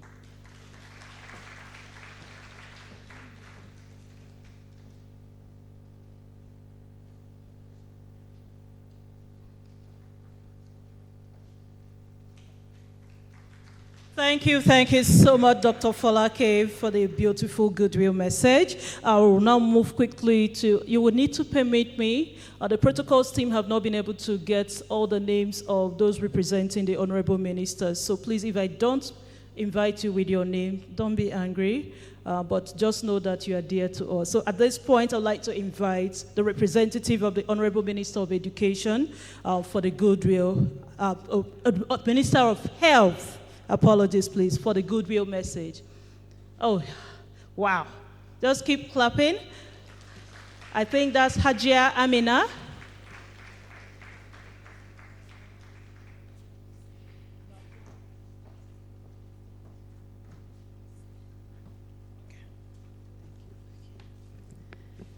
Thank you, MC. Good afternoon, everyone. Kindly permit me to stand on the already established protocol. I am Ladide Kuluabaku Ayegbusi, MNI, Director and Head Nutrition Department of the Federal Ministry of Health and Social Welfare. I bring you greetings from the Coordinating Minister for Health and Social Welfare, Professor Mamadou Ali Pate, CON, who is unavoidably absent. So I will read his goodwill message.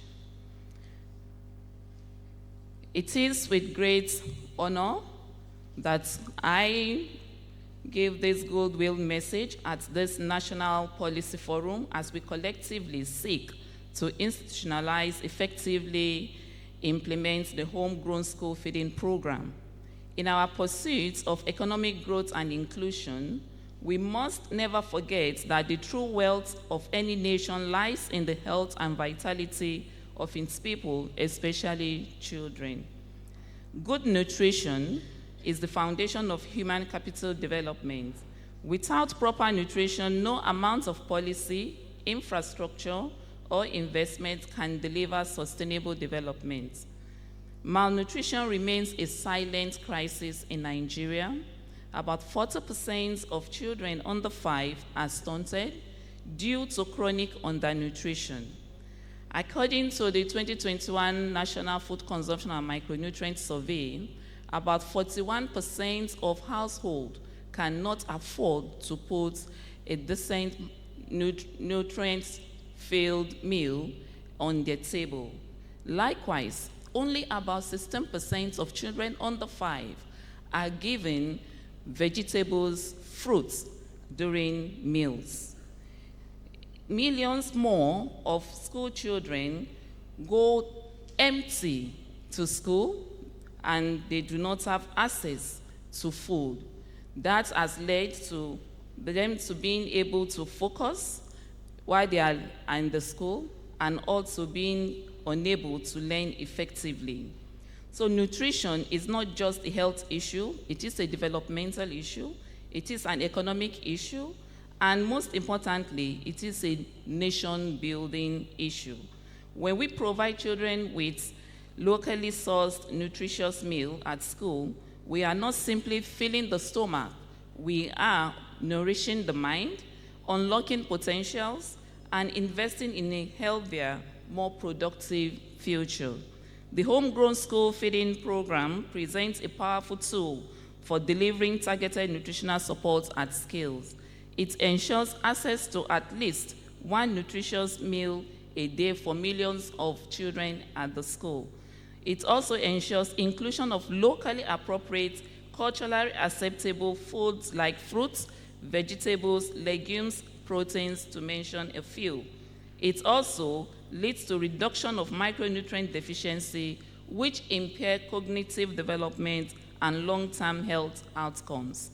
Distinguished ladies and gentlemen, beyond this, the Renew Home grown school feeding program creates demand for nutrient-dense crops like the orange flesh sweet potatoes, the leafy green vegetables, and protein-rich legumes.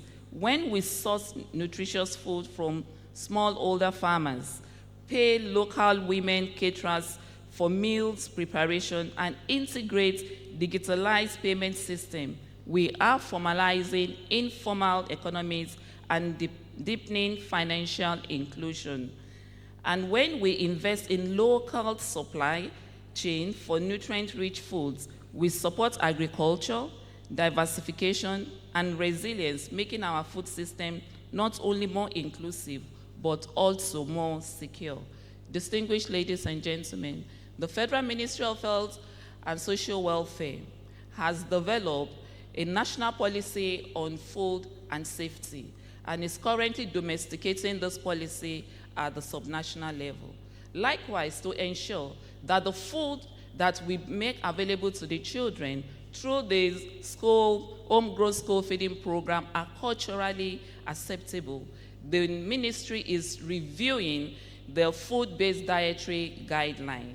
And we look forward to working with the program to ensure that culturally acceptable food items that are nutrient-dense are provided to the children. So the Federal Ministry of Health congratulates the team of governments and partner structures that have come together to organize today's event. We want to ensure you that the institutionalization of school feeding system that delivers not just calories, but nourishment to children will be supported by the ministry. Together, let us nourish Nigerians' future by ensuring one healthy school meal every day. Thank you for your attention. Thank you very much, Dr. Ladidi Bako, MNI, Director, Head, Nutrition Department, Federal Ministry of Health, for the powerful goodwill message. And apologies, I didn't get your name earlier. Right about now, I would like to invite the representative of the Honorable Minister, Federal Ministry of Agriculture and Food Security, Dr. Nuhu Kilishi, for the goodwill message. Dr. Nuhu Kilishi is the Director, Nutrition and Food Security in the ministry. Please, warm welcome for him.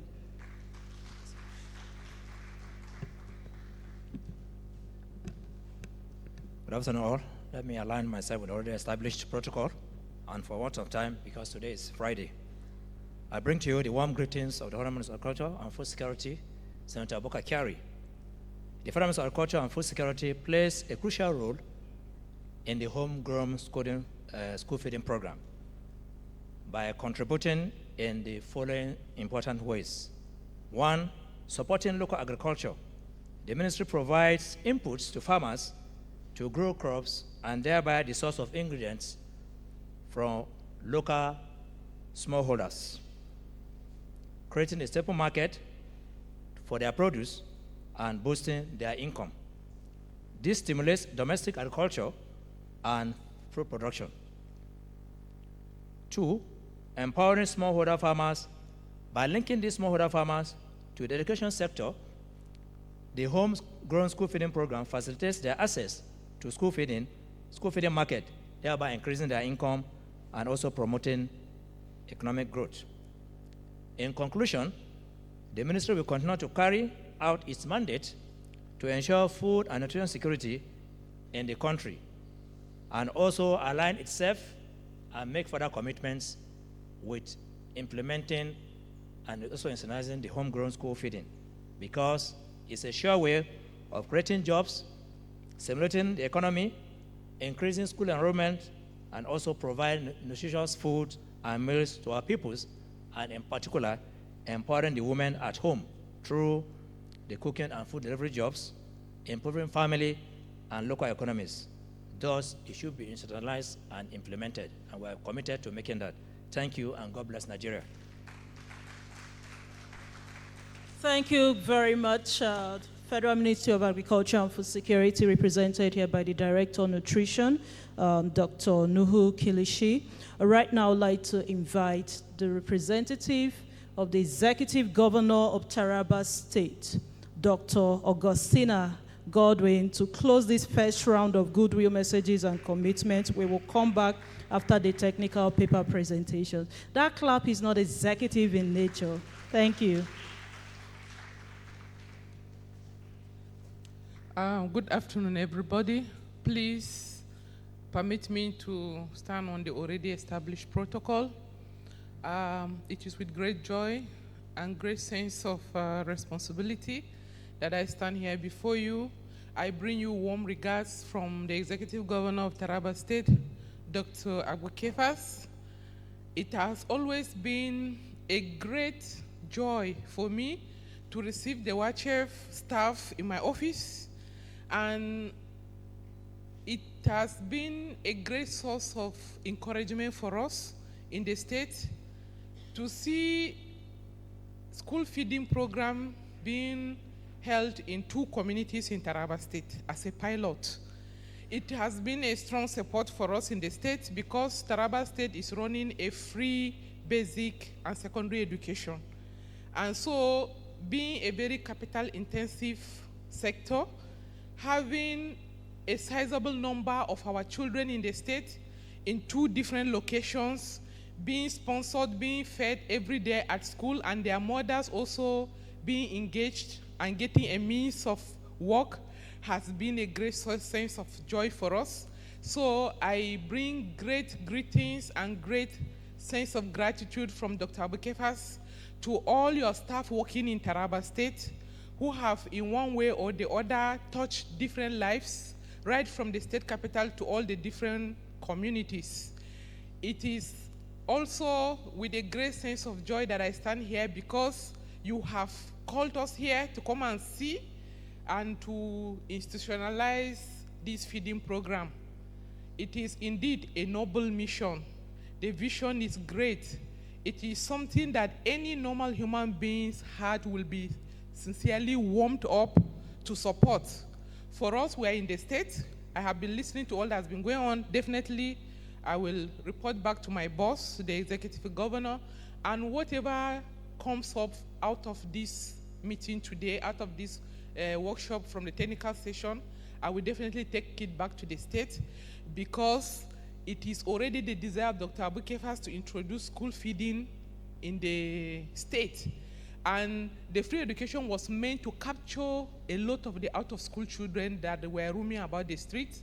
And school feeding is already recognized by us as one way of keeping retention, keeping the children in school, and then looking for ways to sustain the school feeding program.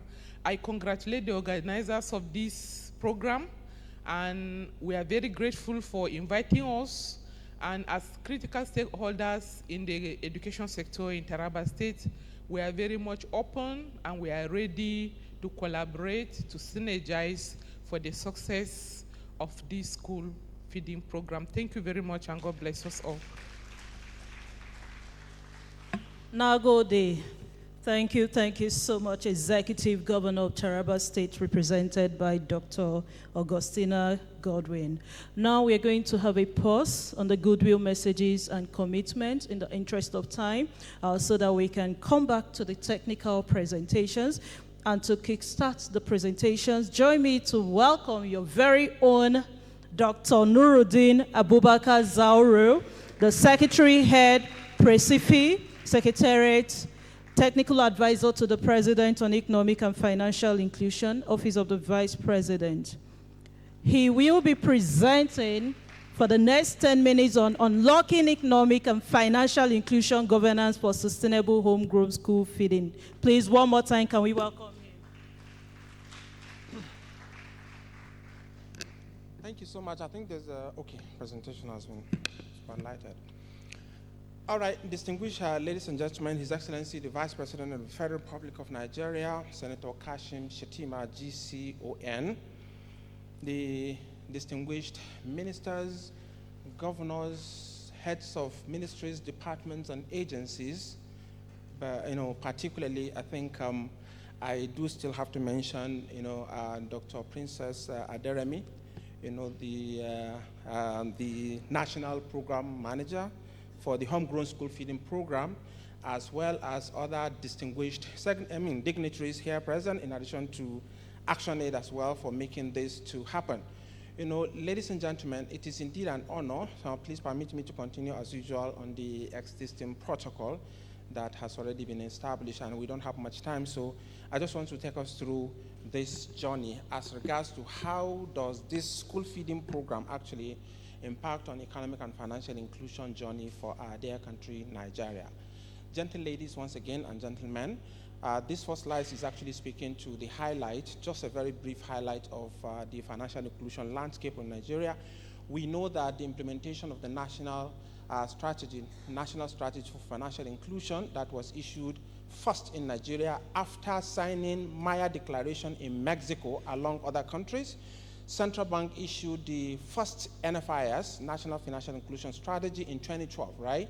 The target was to achieve 80% financial inclusion for Nigeria, and of course, on the flip side, 20% exclusion. As at that time, there was about 56% exclusion rate at that time, right?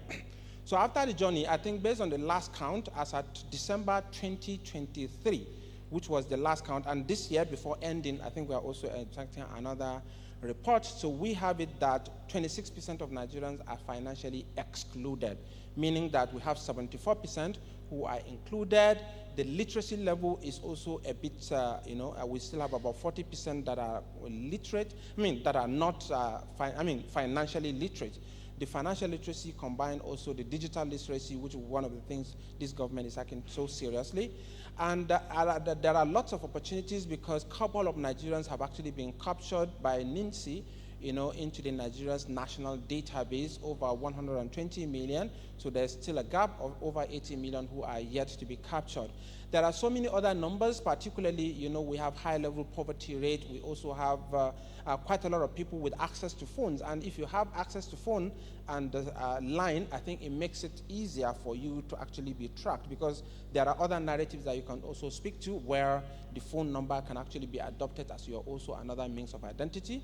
Money Point has done something like that, OP, and every that in they are penetrating into nooks and crannies of these countries. So for that, I can say thanks to Central Bank of Nigeria for coming up with agent banking, strategy, in order to capture more Nigerians.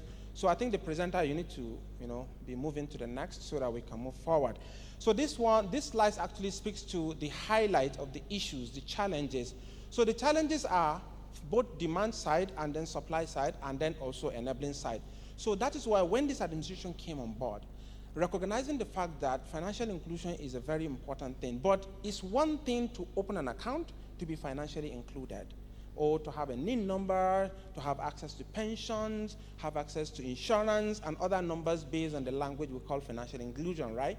So, but there's another thing also to have the sustainable usage of the account, isn't it? Because if you have account, you don't have money to put in the account, that's a problem. So that's why when this administration came on board, they now combine the economic inclusion and financial inclusion. Economic inclusion is an enabler to financial inclusion, right? By way of economic opportunities. This school feeding program we are talking about actually is also a very big pathway to economic inclusion. Somebody should ask me, what are you talking about? By school feeding children, we are encouraging education and the learned environment. You are enhancing education of our dear youth, who some of them are represented in this room. It's a clear indication also that we are going to have a learned environment. Therefore, they cannot be misused for all this insecurity and other related issues. So for that reason, first of all, this administration elevated the conversation on financial inclusion to the National Economic Council level. Number two, they created a desk in the presidency where all the issues around economic and financial inclusion challenges, you have a route to where you can communicate to the government, and that is where first of all, ASO Accord was signed in this same room on 25th of April 2024, where all the stakeholders in the country come together to sign Accord. Accord speaks to three things. Number one, commitment of this administration in support of economic and financial inclusion. Number two, recognition of the importance of economic and financial inclusion, and lastly, partnership collaboration to foster economic and financial inclusion. That is why today we are here in this room in collaboration with development partners led by ActionAid, and then again institutions, Federal Ministry of Agriculture, Ministry of Humanitarian, Ministry of FCT, everybody, and of course led by the Homegrown School Feeding Program under Princess Aderani in order to make this thing a reality. Distinguished ladies and gentlemen, I am not really, because these whole issues are actually in my head, so I should be able to run so that we can be a bit faster. So Mr. Person that is changing the stuff, maybe I'm going to be faster than you possibly. So the key area of consideration, as you can see, operational efficiency, all this I think I've mentioned, in order for us to achieve efficiency and strategic coordination among the ecosystem players, inclusive leadership, because the government has already indicated its leadership and willingness, which is political will, to support this ecosystem. Remember, inclusion is actually a pathway to achieving Mr. President's target of $1 trillion economy by the year 2030. Another important thing that this secretariat, Precify, which by his grace I am leading, has created is a pathway through which the private sector can actually have leverage on the government platform to deliver. I can give you an example. Call the foreign investors that are coming into the country, even if they are doing B2B relationship, they want to sign MOU between company A from foreign country to company B from Nigerian country, they would want to have a commitment of government, a presence of government to ensure that their investment is safe. That is why in our secretariat, anyway, the subsequent slides is going to show a bit of that so that you will see how we are structured. You know, it wasn't just done just like that. It was a careful study and careful selection to even come to that particular point. Distinguished ladies and gentlemen, so some of the key efforts we are talking about here, you can see in order to facilitate trade and of course revenue for us to achieve $1 trillion economy, a lot of initiatives have gone in. You can see there on that many agencies of government, some of which are even in this room right now. Skills and jobs creation, identity and payment solution, pensions, as well as the social protection, which this school feeding program is actually one of such. Enterprise and micro, small, and medium enterprise initiatives. You can see we have some the likes of Credit Corps, Nigerian Credit Guarantee, also that has been created.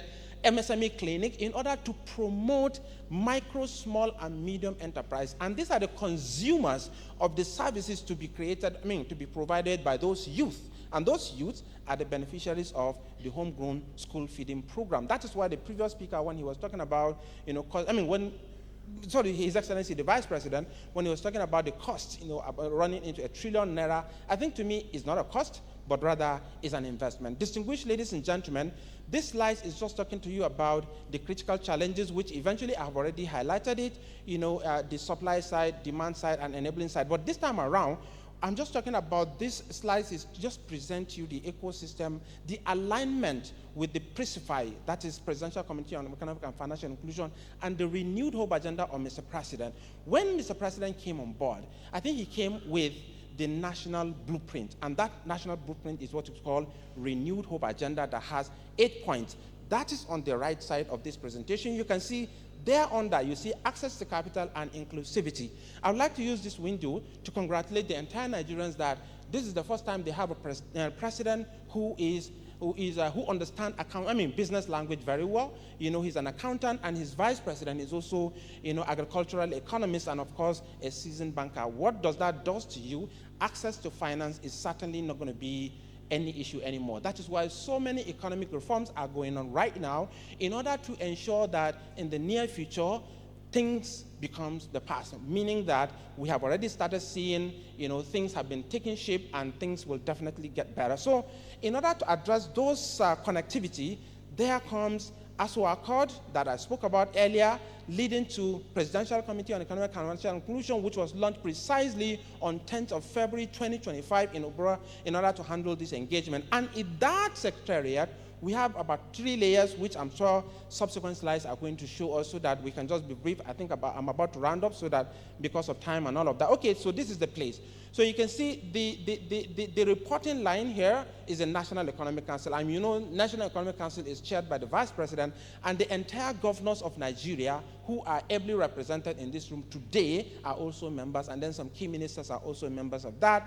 Then we have the Governance Committee leading under this preferred journey, that is Presidential Committee on Economic and Financial Inclusion, reporting to the National Economic Council. The chair, of course, Vice President, Minister of Finance, Deputy, then we have membership conclude Central Bank Governor, National Security Advisor, 2 governors for subnationals, that is Enugu and Kaduna, as well as the Deputy Chief of Staff to the President, as well as Minister of Humanitarian, who is the host of this particular event. That tells you the connectivity between this homegrown school feeding program and what we are doing in the Presidential Committee on Economic and Financial Inclusion Secretariat. Then we also have the Implementation Secretariat, which I am standing here. I'm driving that journey together with my team, who are also here in this room, and we also partner with the mandate agencies in order to ensure that if you're coming here as an investor, we provide the master key so that you can navigate around Nigeria to see how you can bring in your funds conveniently without any issue, and be assured that when you're going back to your respective country, you are safe.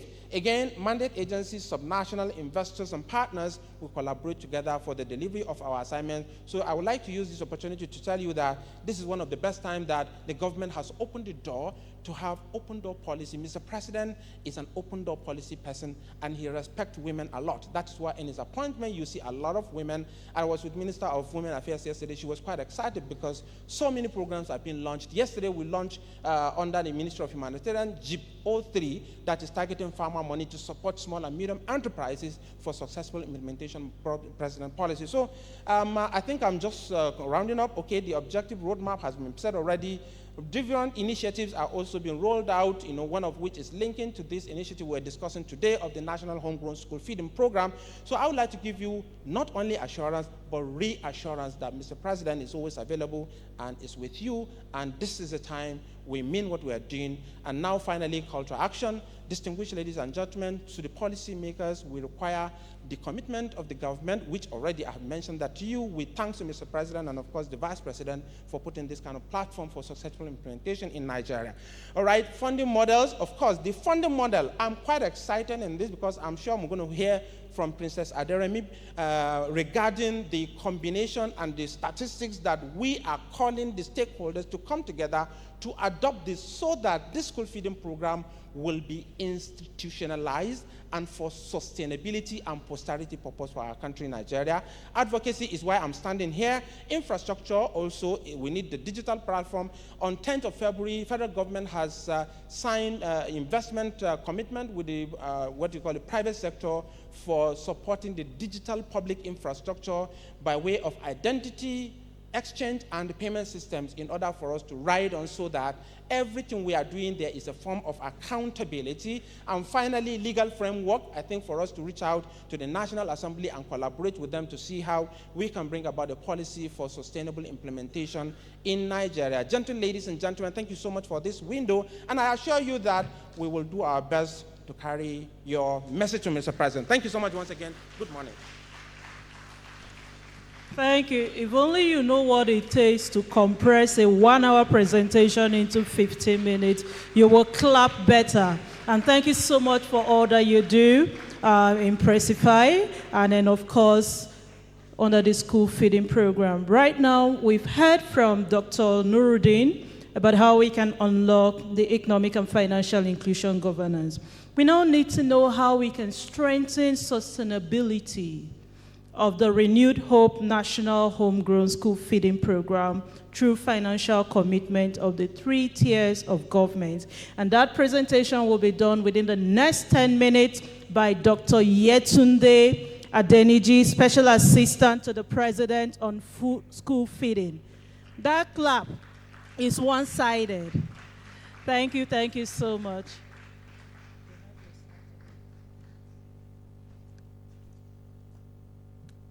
Good afternoon, everyone. I'll try as much as possible to be quick. Yes, Your Excellency, the Vice President, Federal Republic of Nigeria, Senator Kashim Shettima, GCON, policymakers, members of the National Assembly, esteemed development partners, state governments, local government chairpersons, my able program manager, ladies and gentlemen. It is with great honor that I address this gathering on the subject matter that touches both the future of our children and the prosperity of our nation, the institutionalization and sustainability of the Renewed Hope National Homegrown School Feeding Program. The theme of our presentation here today is strengthening the sustainability of the National Homegrown School Feeding through shared financial commitment and institutional innovations. Why is school feeding important? Why does school feeding matter? The National Homegrown School Feeding Program is more than a social welfare program. It's a strategic investment in human capital, economic growth, and national development. When we say why is school feeding important, we start off with the nutrition and the educational aspects. By providing one nutritious meal per day for school children, we are combating malnutrition, we're boosting enrollment and attendance, and we're improving learning outcomes within our communities. When we're also talking about the importance, we're talking about the economic inclusion also, with thousands of smallholder farmers, food vendors, and caterers that are engaged. The school feeding creates a vibrant local economy, especially at the grassroots. In that you see that women are engaged, smallholder farmers are engaged, there is a sustainability and there is a value chain that is attached to the program from the grassroots, thereby stimulating the economy. When we're talking about the importance of school feeding, we're talking about gender empowerment. Over 70% of our food vendors are women, and the program has become a vehicle for women empowerment and micro-development. We're also hitting SDG 5 when we're talking about empowering women. That is what school feeding brings to the table. Long-term development of of the nation can go beyond the quality of its human capital through school feeding, secures a foundation for productive future workforce. In this, we're talking about, the future generations of the country. A well-nourished child is likely to become a strong person within the society. And that person is going to go on to do great things for that particular community or that nation. The challenges of the sustainability. Despite the program's success, sustainability remains a critical concern. We face one, overdependency on the federal funding, which is neither scalable or sustainable in the long term. Fragmented implementation across states, local governments, leading to inefficiencies. Inadequate domestic resources, mobilization despite the clear potential of leveraging state and local government resources. Unpredictable fiscal priorities, and sometimes relegate nutrition and school feeding to secondary concerns. If we're able to institutionalize school feeding, we must move from a donor-dependent, federal-dominated model to shared responsibility modeled across the 3 tiers of government. This is extremely important. School feeding program is not a program that can be done by the federal alone. It's a collective program that involves everybody. It involves the federal, it involves the state, it involves the local government. These are, the steps to ensure that school feeding program remains sustainable within any society. Strengthening financial commitment of the 3 tiers of government.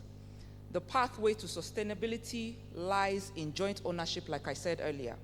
The federal government, which provides the direction, standards, baseline for financial commitment, it coordinates, monitors, and evaluates.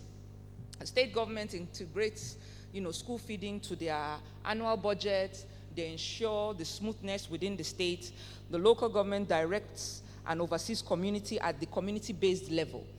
They are the ones that interface when it comes to accountability and quality control at the grassroots level itself with smallholder farmers and all of that. The multi-tiered approach ensures that no child is left behind simply because of geography or physical disparities. Now, what are we advocating for and what are we proposing? There are lots of things that we are asking for. But one of the things that we are asking for, are advocating for, is a centralized school feeding trust fund, whereby the 3 tiers of government would be able to get funding towards, the program, having this trust fund on ground.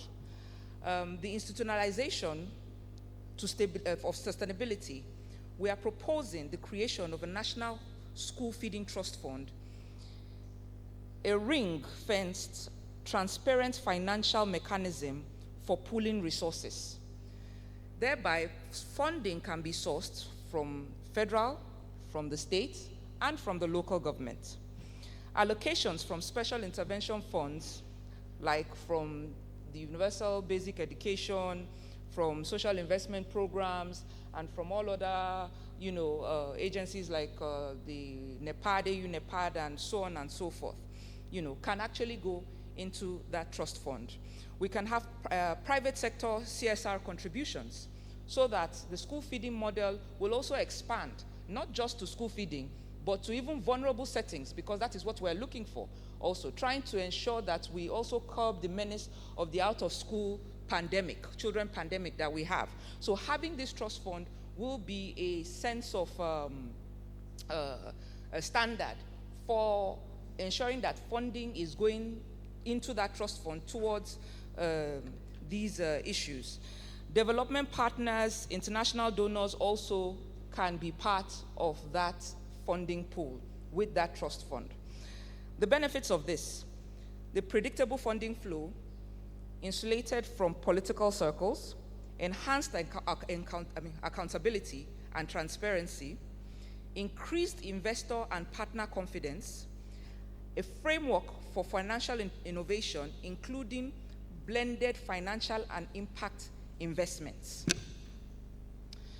The fund will serve as a central engine of sustainability for the National Homegrown School Feeding Program. The role of development partners, for me to quickly round up, we recognize the indispensable role of our partners. We have partners like UNICEF, WFP, the World Bank, ACTIONAID, and all of that. And other bilateral and multinational agencies who have provided technical assistance and data system monitoring tools for a catalytic funding. But the truth remains that development partners should complement and not substitute domestic ownership. Our strategy is to harness their expertise for capacity building, monitoring, innovation, while ensuring that the financial backbone rests within the Nigerian 3 tiers of government. What have we been advocating for since we started talking about school feeding in Nigeria? In line with the presidential Renewed Hope agenda, we've been working diligently to strengthen partnership for impact. We've been trying to collaborate, or we've been preaching advocacy for collaboration with several international and local partners, such to scale implementation, especially in vulnerable states, and deepen reach into marginalized and conflicted communities. We've been advocating for evidence-based advocacy through research. We've been trying to champion research-based study, which demonstrates, I remember the other man from ActionAid was talking about, the economic value that comes out of the school feeding program, which is that for every $1 that is invested in school feeding actually yields $10 back. And it's proven through research. The economic return is powerful for the advocacy tool for mobilizing broader government and partner support. Expanding access to hard-to-reach areas, working with NGOs, CSOs to deliver meals in undeserving zones ensures that most at-risk children are not left behind in the Renewed Hope school feeding agenda. Driving global recognitions on all platforms also is one thing we've been trying to achieve. And we've been engaging stakeholders to reinforce and reignite the homegrown principles of what the program is actually made of. So therefore, call to action: building a shared future. Distinguished ladies and gentlemen, The sustainability of the school feeding program is not just a federal program, it is a Nigerian program. It is a project for the federal government to guarantee national policy and equity. It is a program for the state government to tailor implementation to local realities. It is also a program for local governments to ensure direct community accountability. The development partners to provide expertise and innovation. The private sector to see school feeding as an investment in future markets. By committing to shared financial ownership, we can guarantee that every Nigerian child receives at least one nutritious meal a day, tomorrow, and for generations to come. In closing, Your Excellencies, distinguished guests, if we succeed in institutionalizing and sustaining the national homegrown school feeding, we are not only combating child hunger, but we are also unlocking sustainable growth and deepening financial inclusion to secure Nigerians' human capital advantage. Let us all work together to ensure that this dream becomes a reality. Thank you very much.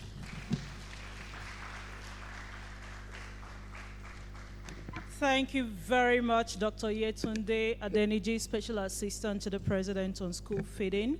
And you can see the importance of working together towards enhancing sustainability of the national homegrown school feeding. Government cannot do it alone.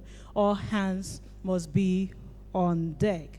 And so to take us through the strategic sustainability plan for the National Homegrown School Feeding Program, join me to welcome the National Program Manager, Renewed Hope National Homegrown School Feeding Program, Dr. Princess Aderemi F. Adebowale, for the next 10 minutes. That clap is not princess friendly, it's not princess-like.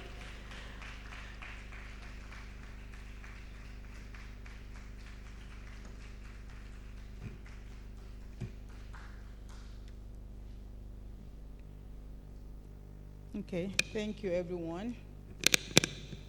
I'm going to be brief because I know our Muslim brothers and sisters, they have to go for the Friday prayers. So I want to thank Mr. President for reopening the National Homegrown School Feeding Program by appointing me as the National Program Manager for the Renewed Hope National Homegrown School Feeding Program. I tell people this: if Mr. President does not want school feeding program to continue in Nigeria, he would not have appointed me. So please thank Mr. President for believing in the future, for believing in Nigeria, and for believing in our children. Also, the Vice President, His Excellency, Vice President Shetima, thank you very much for enabling us to use the villa for this platform. Dr. Nuruddin Suro, Technical Advisor to the President on Economic and Financial Inclusion, thank you, my brother, for your support always.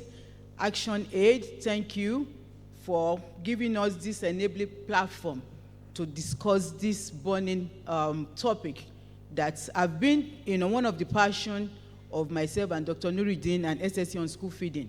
Because we know if we don't do this now, there might not be a better time to start this conversation. So this is a conversation that we have been burning to start, and thank you very much for giving this enabling platform and for your support and collaborating with us. I want to use this opportunity to thank the Governors Forum, for supporting and being part of this journey, the National Assembly. I want to thank them. They have been showing their support for this institutionalization of the National Homegrown School Feeding Program. So I want to thank everyone that are willing, and the Farmers Association, I have to thank them, the Commodities Association, the smallholder farmers, the women, the youth, all of us are with us on this journey, the private sectors, they are with us on this journey. So this is a conversation that I want to be in all Nigerians' lips. I want us to discuss what I'm going to present today. So please, my presentation. No, please, this is not it.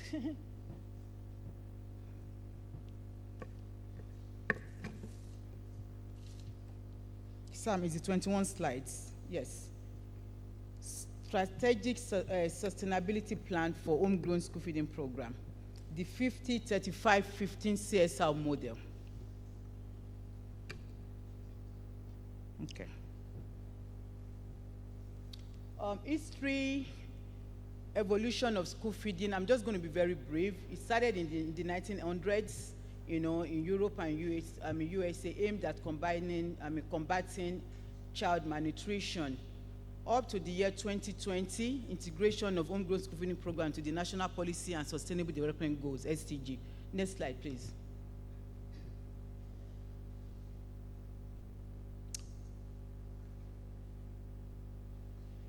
Next slide, please. During President Obasanjo, that was 2003, homegrown school feeding was started, and I think they fed about, if I'm not mistaken, about 7.5 million children were fed at that time, but it wasn't homegrown school feeding program, it was a school feeding. And then during President Buhari, during Jonathan, there was no school feeding, so we have that 8 years lapse of no school feeding for the children.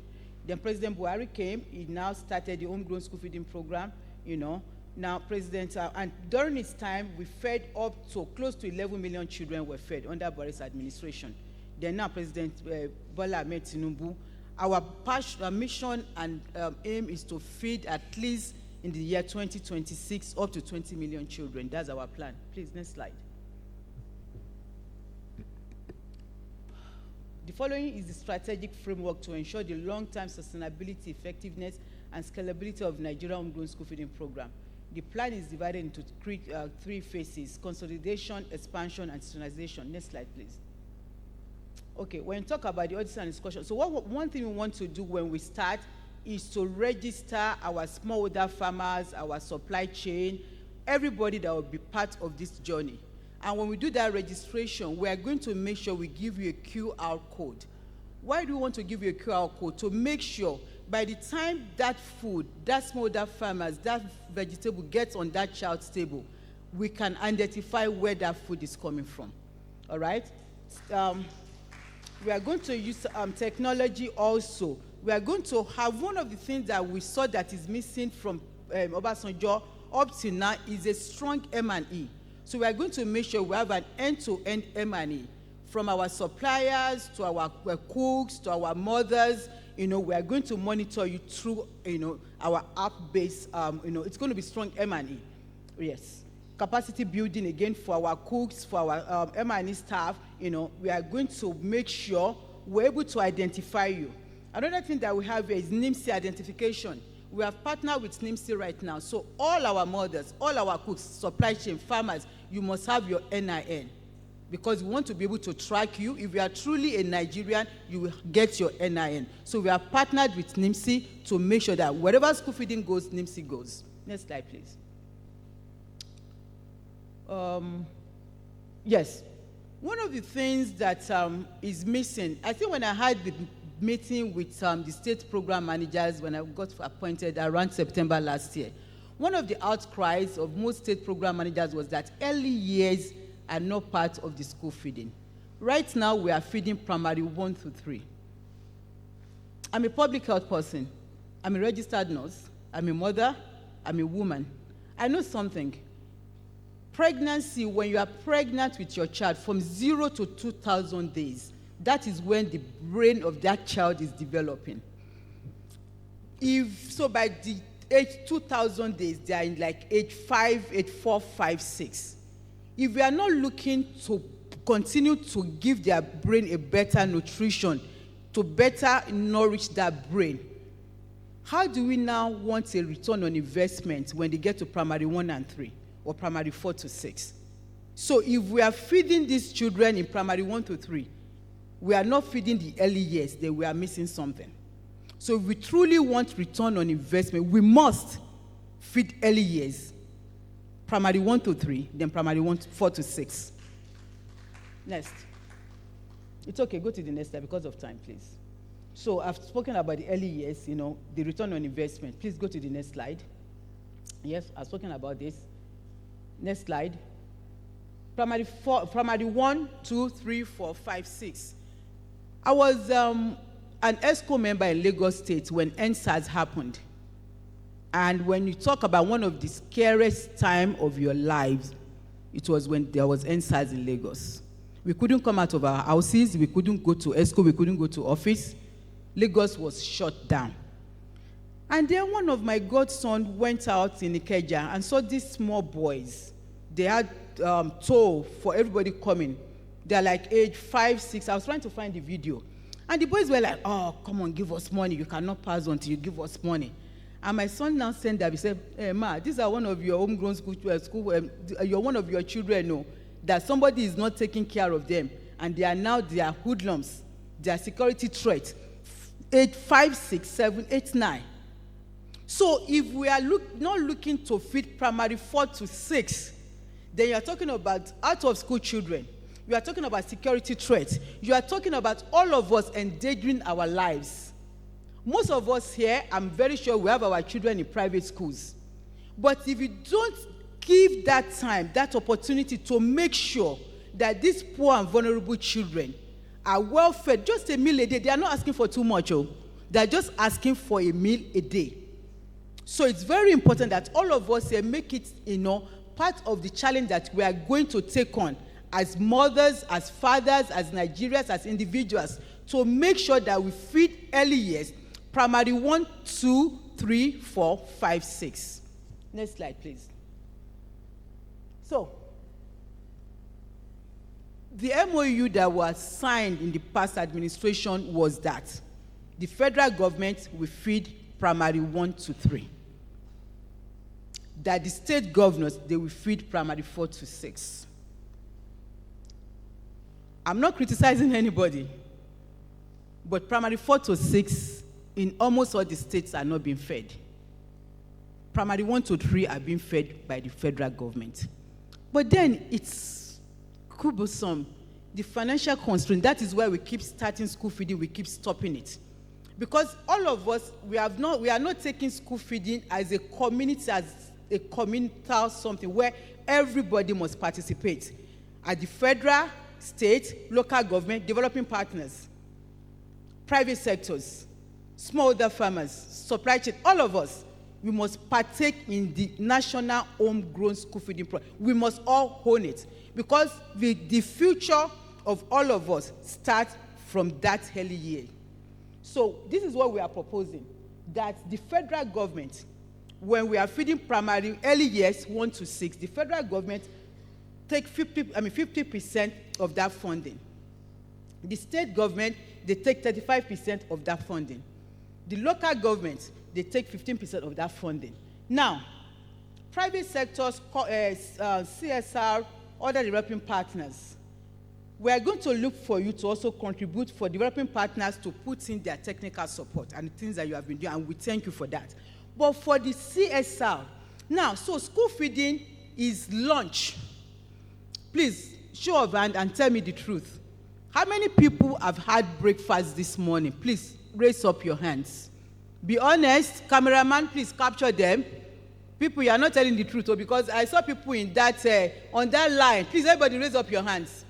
I saw people in the back there getting to get their snacks and their tea. And in there, the VIP, Aisha, you also had something, so raise up your hand. Yetunde, raise up your hand. Dr. Nuruddin, you have all had breakfast this morning. Thank you, Jare darling. She's telling the truth. Look at my children back there. Clap for yourselves. Always telling the truth. We have all had something this morning. If we are giving those children lunch and we don't look to give them breakfast before the start of class, we are still missing something. So we are now calling on private sectors for their CSR. So do CSR for us, for snacks for thought. These children, federal government, the state and local government, we will feed them their lunch. But CSR, we want to use your funding, your kinds and cash to give these children snacks for thought in the morning. It was done successfully in Lagos State. We fed over 12,000 children in 1 week. Come and see the output, the turnout. The mothers, the fathers, the children were very happy. Because one thing we realized that some of these poor and vulnerable children, they don't have breakfast before the start of class. So if you are going to give them lunch and you don't give them something minimal for breakfast, you have missed something. So I'm also calling on developing partners, private sectors, to join us in starting snacks for thought. We are going to kickstart this in Kano in the next couple of weeks. Kano is leading in snacks for thought. The marketers are joining us, the private sectors are joining us. So watch out for us when we launch snacks for thought in Kano and in the 6 geopolitical zones. Next slide, please. All right. So what are we saying? The policy and legal framework integrates this program into the Nigerian National Development and Budget Plan, collaborate with the European partners. You know, we are going to work on the legislative aspect of this, and we're going to look for everybody when we come to you to join us in that discussion, so that it can be all hands on deck. It's not going to be like, oh, it's only Princess that wants this. ActionAid, are you supporting us in this journey? WFP, are you working with us on this? Raise up your hand now. Don't do that shake head though. I know. I know Dr. Nuru is with us on this, and everybody right here. Please, the next slide. Next slide. So again, the funding mechanism, I've already said it. Just 2 more minutes. The federal government again, state government, local government. The next slide, still talking about the same thing. Again, we are talking about this CSR, the telecommunication, financial institution, lottery and tobacco fund, developing partners, Bank of India, so many people. We are going to give each sector how you can support this program. So it's not federal government alone. Government cannot do it alone. Our future starts here with the National Homegrown School Feeding Program. Our security starts from here with the National Homegrown School Feeding Program. The future of Nigeria, human capital development, starts here with the National Homegrown School Feeding Program. Next slide, please. All right, I've said that. Please go to the next slide. Just looking at countries that have done this successfully, about 8 countries have done it successfully. Next slide. Yes, next slide, please. Nigeria alone, so look at ECOWAS. Nigeria alone had fed over 10 million puppies. ECOWAS fed to 22.4. If Nigeria in ECOWAS is feeding over 10 million, and ECOWAS, so that tells you we are the leader. Nigerians, clap for yourselves. No, I can't hear that clap. So, the global world, I was in Japan last year, November, with the DCOS. WFP, thank you, they sponsor us to Japan. And on that platform, when we're in that, please don't hold on 2 minutes, don't scare me. Go back. You are threatening me now. I sit down. Give me 5 more minutes. 2 more minutes, I'll go. Yes. So they told us in Japan that Nigeria, we are so disappointed that you are not feeding. You are the leader in Africa that we are looking up to, that you continue to feed your children. Whatever you can do to make sure that in 2025 you start school feeding, I will continue to look up to you. We will appreciate it. So I'm here begging, seeking, appealing to all of us to make sure we join this conversation, start this conversation on your own. ActionAid, developing partners, private sector, start the conversation. Let's do this sharing formula. Let's feed early years, primary 1 to 6. All right, next slide. 2 more slides, I'm done. All right. Extending school feeding to early years, primary 1 to 6, is not a welfare handout, but a strategic national investment. It safeguards children from insecurity, reduces a vulnerability that drives conflicts, and nurtures a healthier, smarter, and more productive workforce. Federal government, state, local government, private sectors, NGOs should come to collaborate. The well-nourished your knowledge base is, the smarter you are. You cannot be smarter than your knowledge base. The future of Nigeria starts from early years, primary 1 to 6. This builds Nigeria a very strong foundation. It's an investment in our nation to continue in the path of greatness. Let's feed Nigeria from its foundation, one people at a time. Thank you very much. God bless Nigeria. Thank you.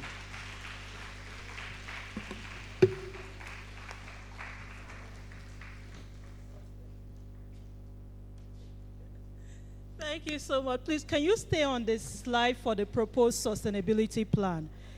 Please stay on that. Can I invite all the stakeholders in the hall to please take a picture of that slide so that you know where the advocacy can come from, the youth, the women, and the rest. Right now, we are going to take a 30-minute break so that our Muslim brethren can go for prayers, and then we will reconvene to continue. So please, 30 minutes, exactly 30 minutes, we will start with the goodwill messages, and then we move into the panel discussions. Please, let's keep to time. See you then. And those joining online, we appreciate you. One more time, can we appreciate all those that have spoken? Let's appreciate ourselves and those joining online. See you in 30 minutes.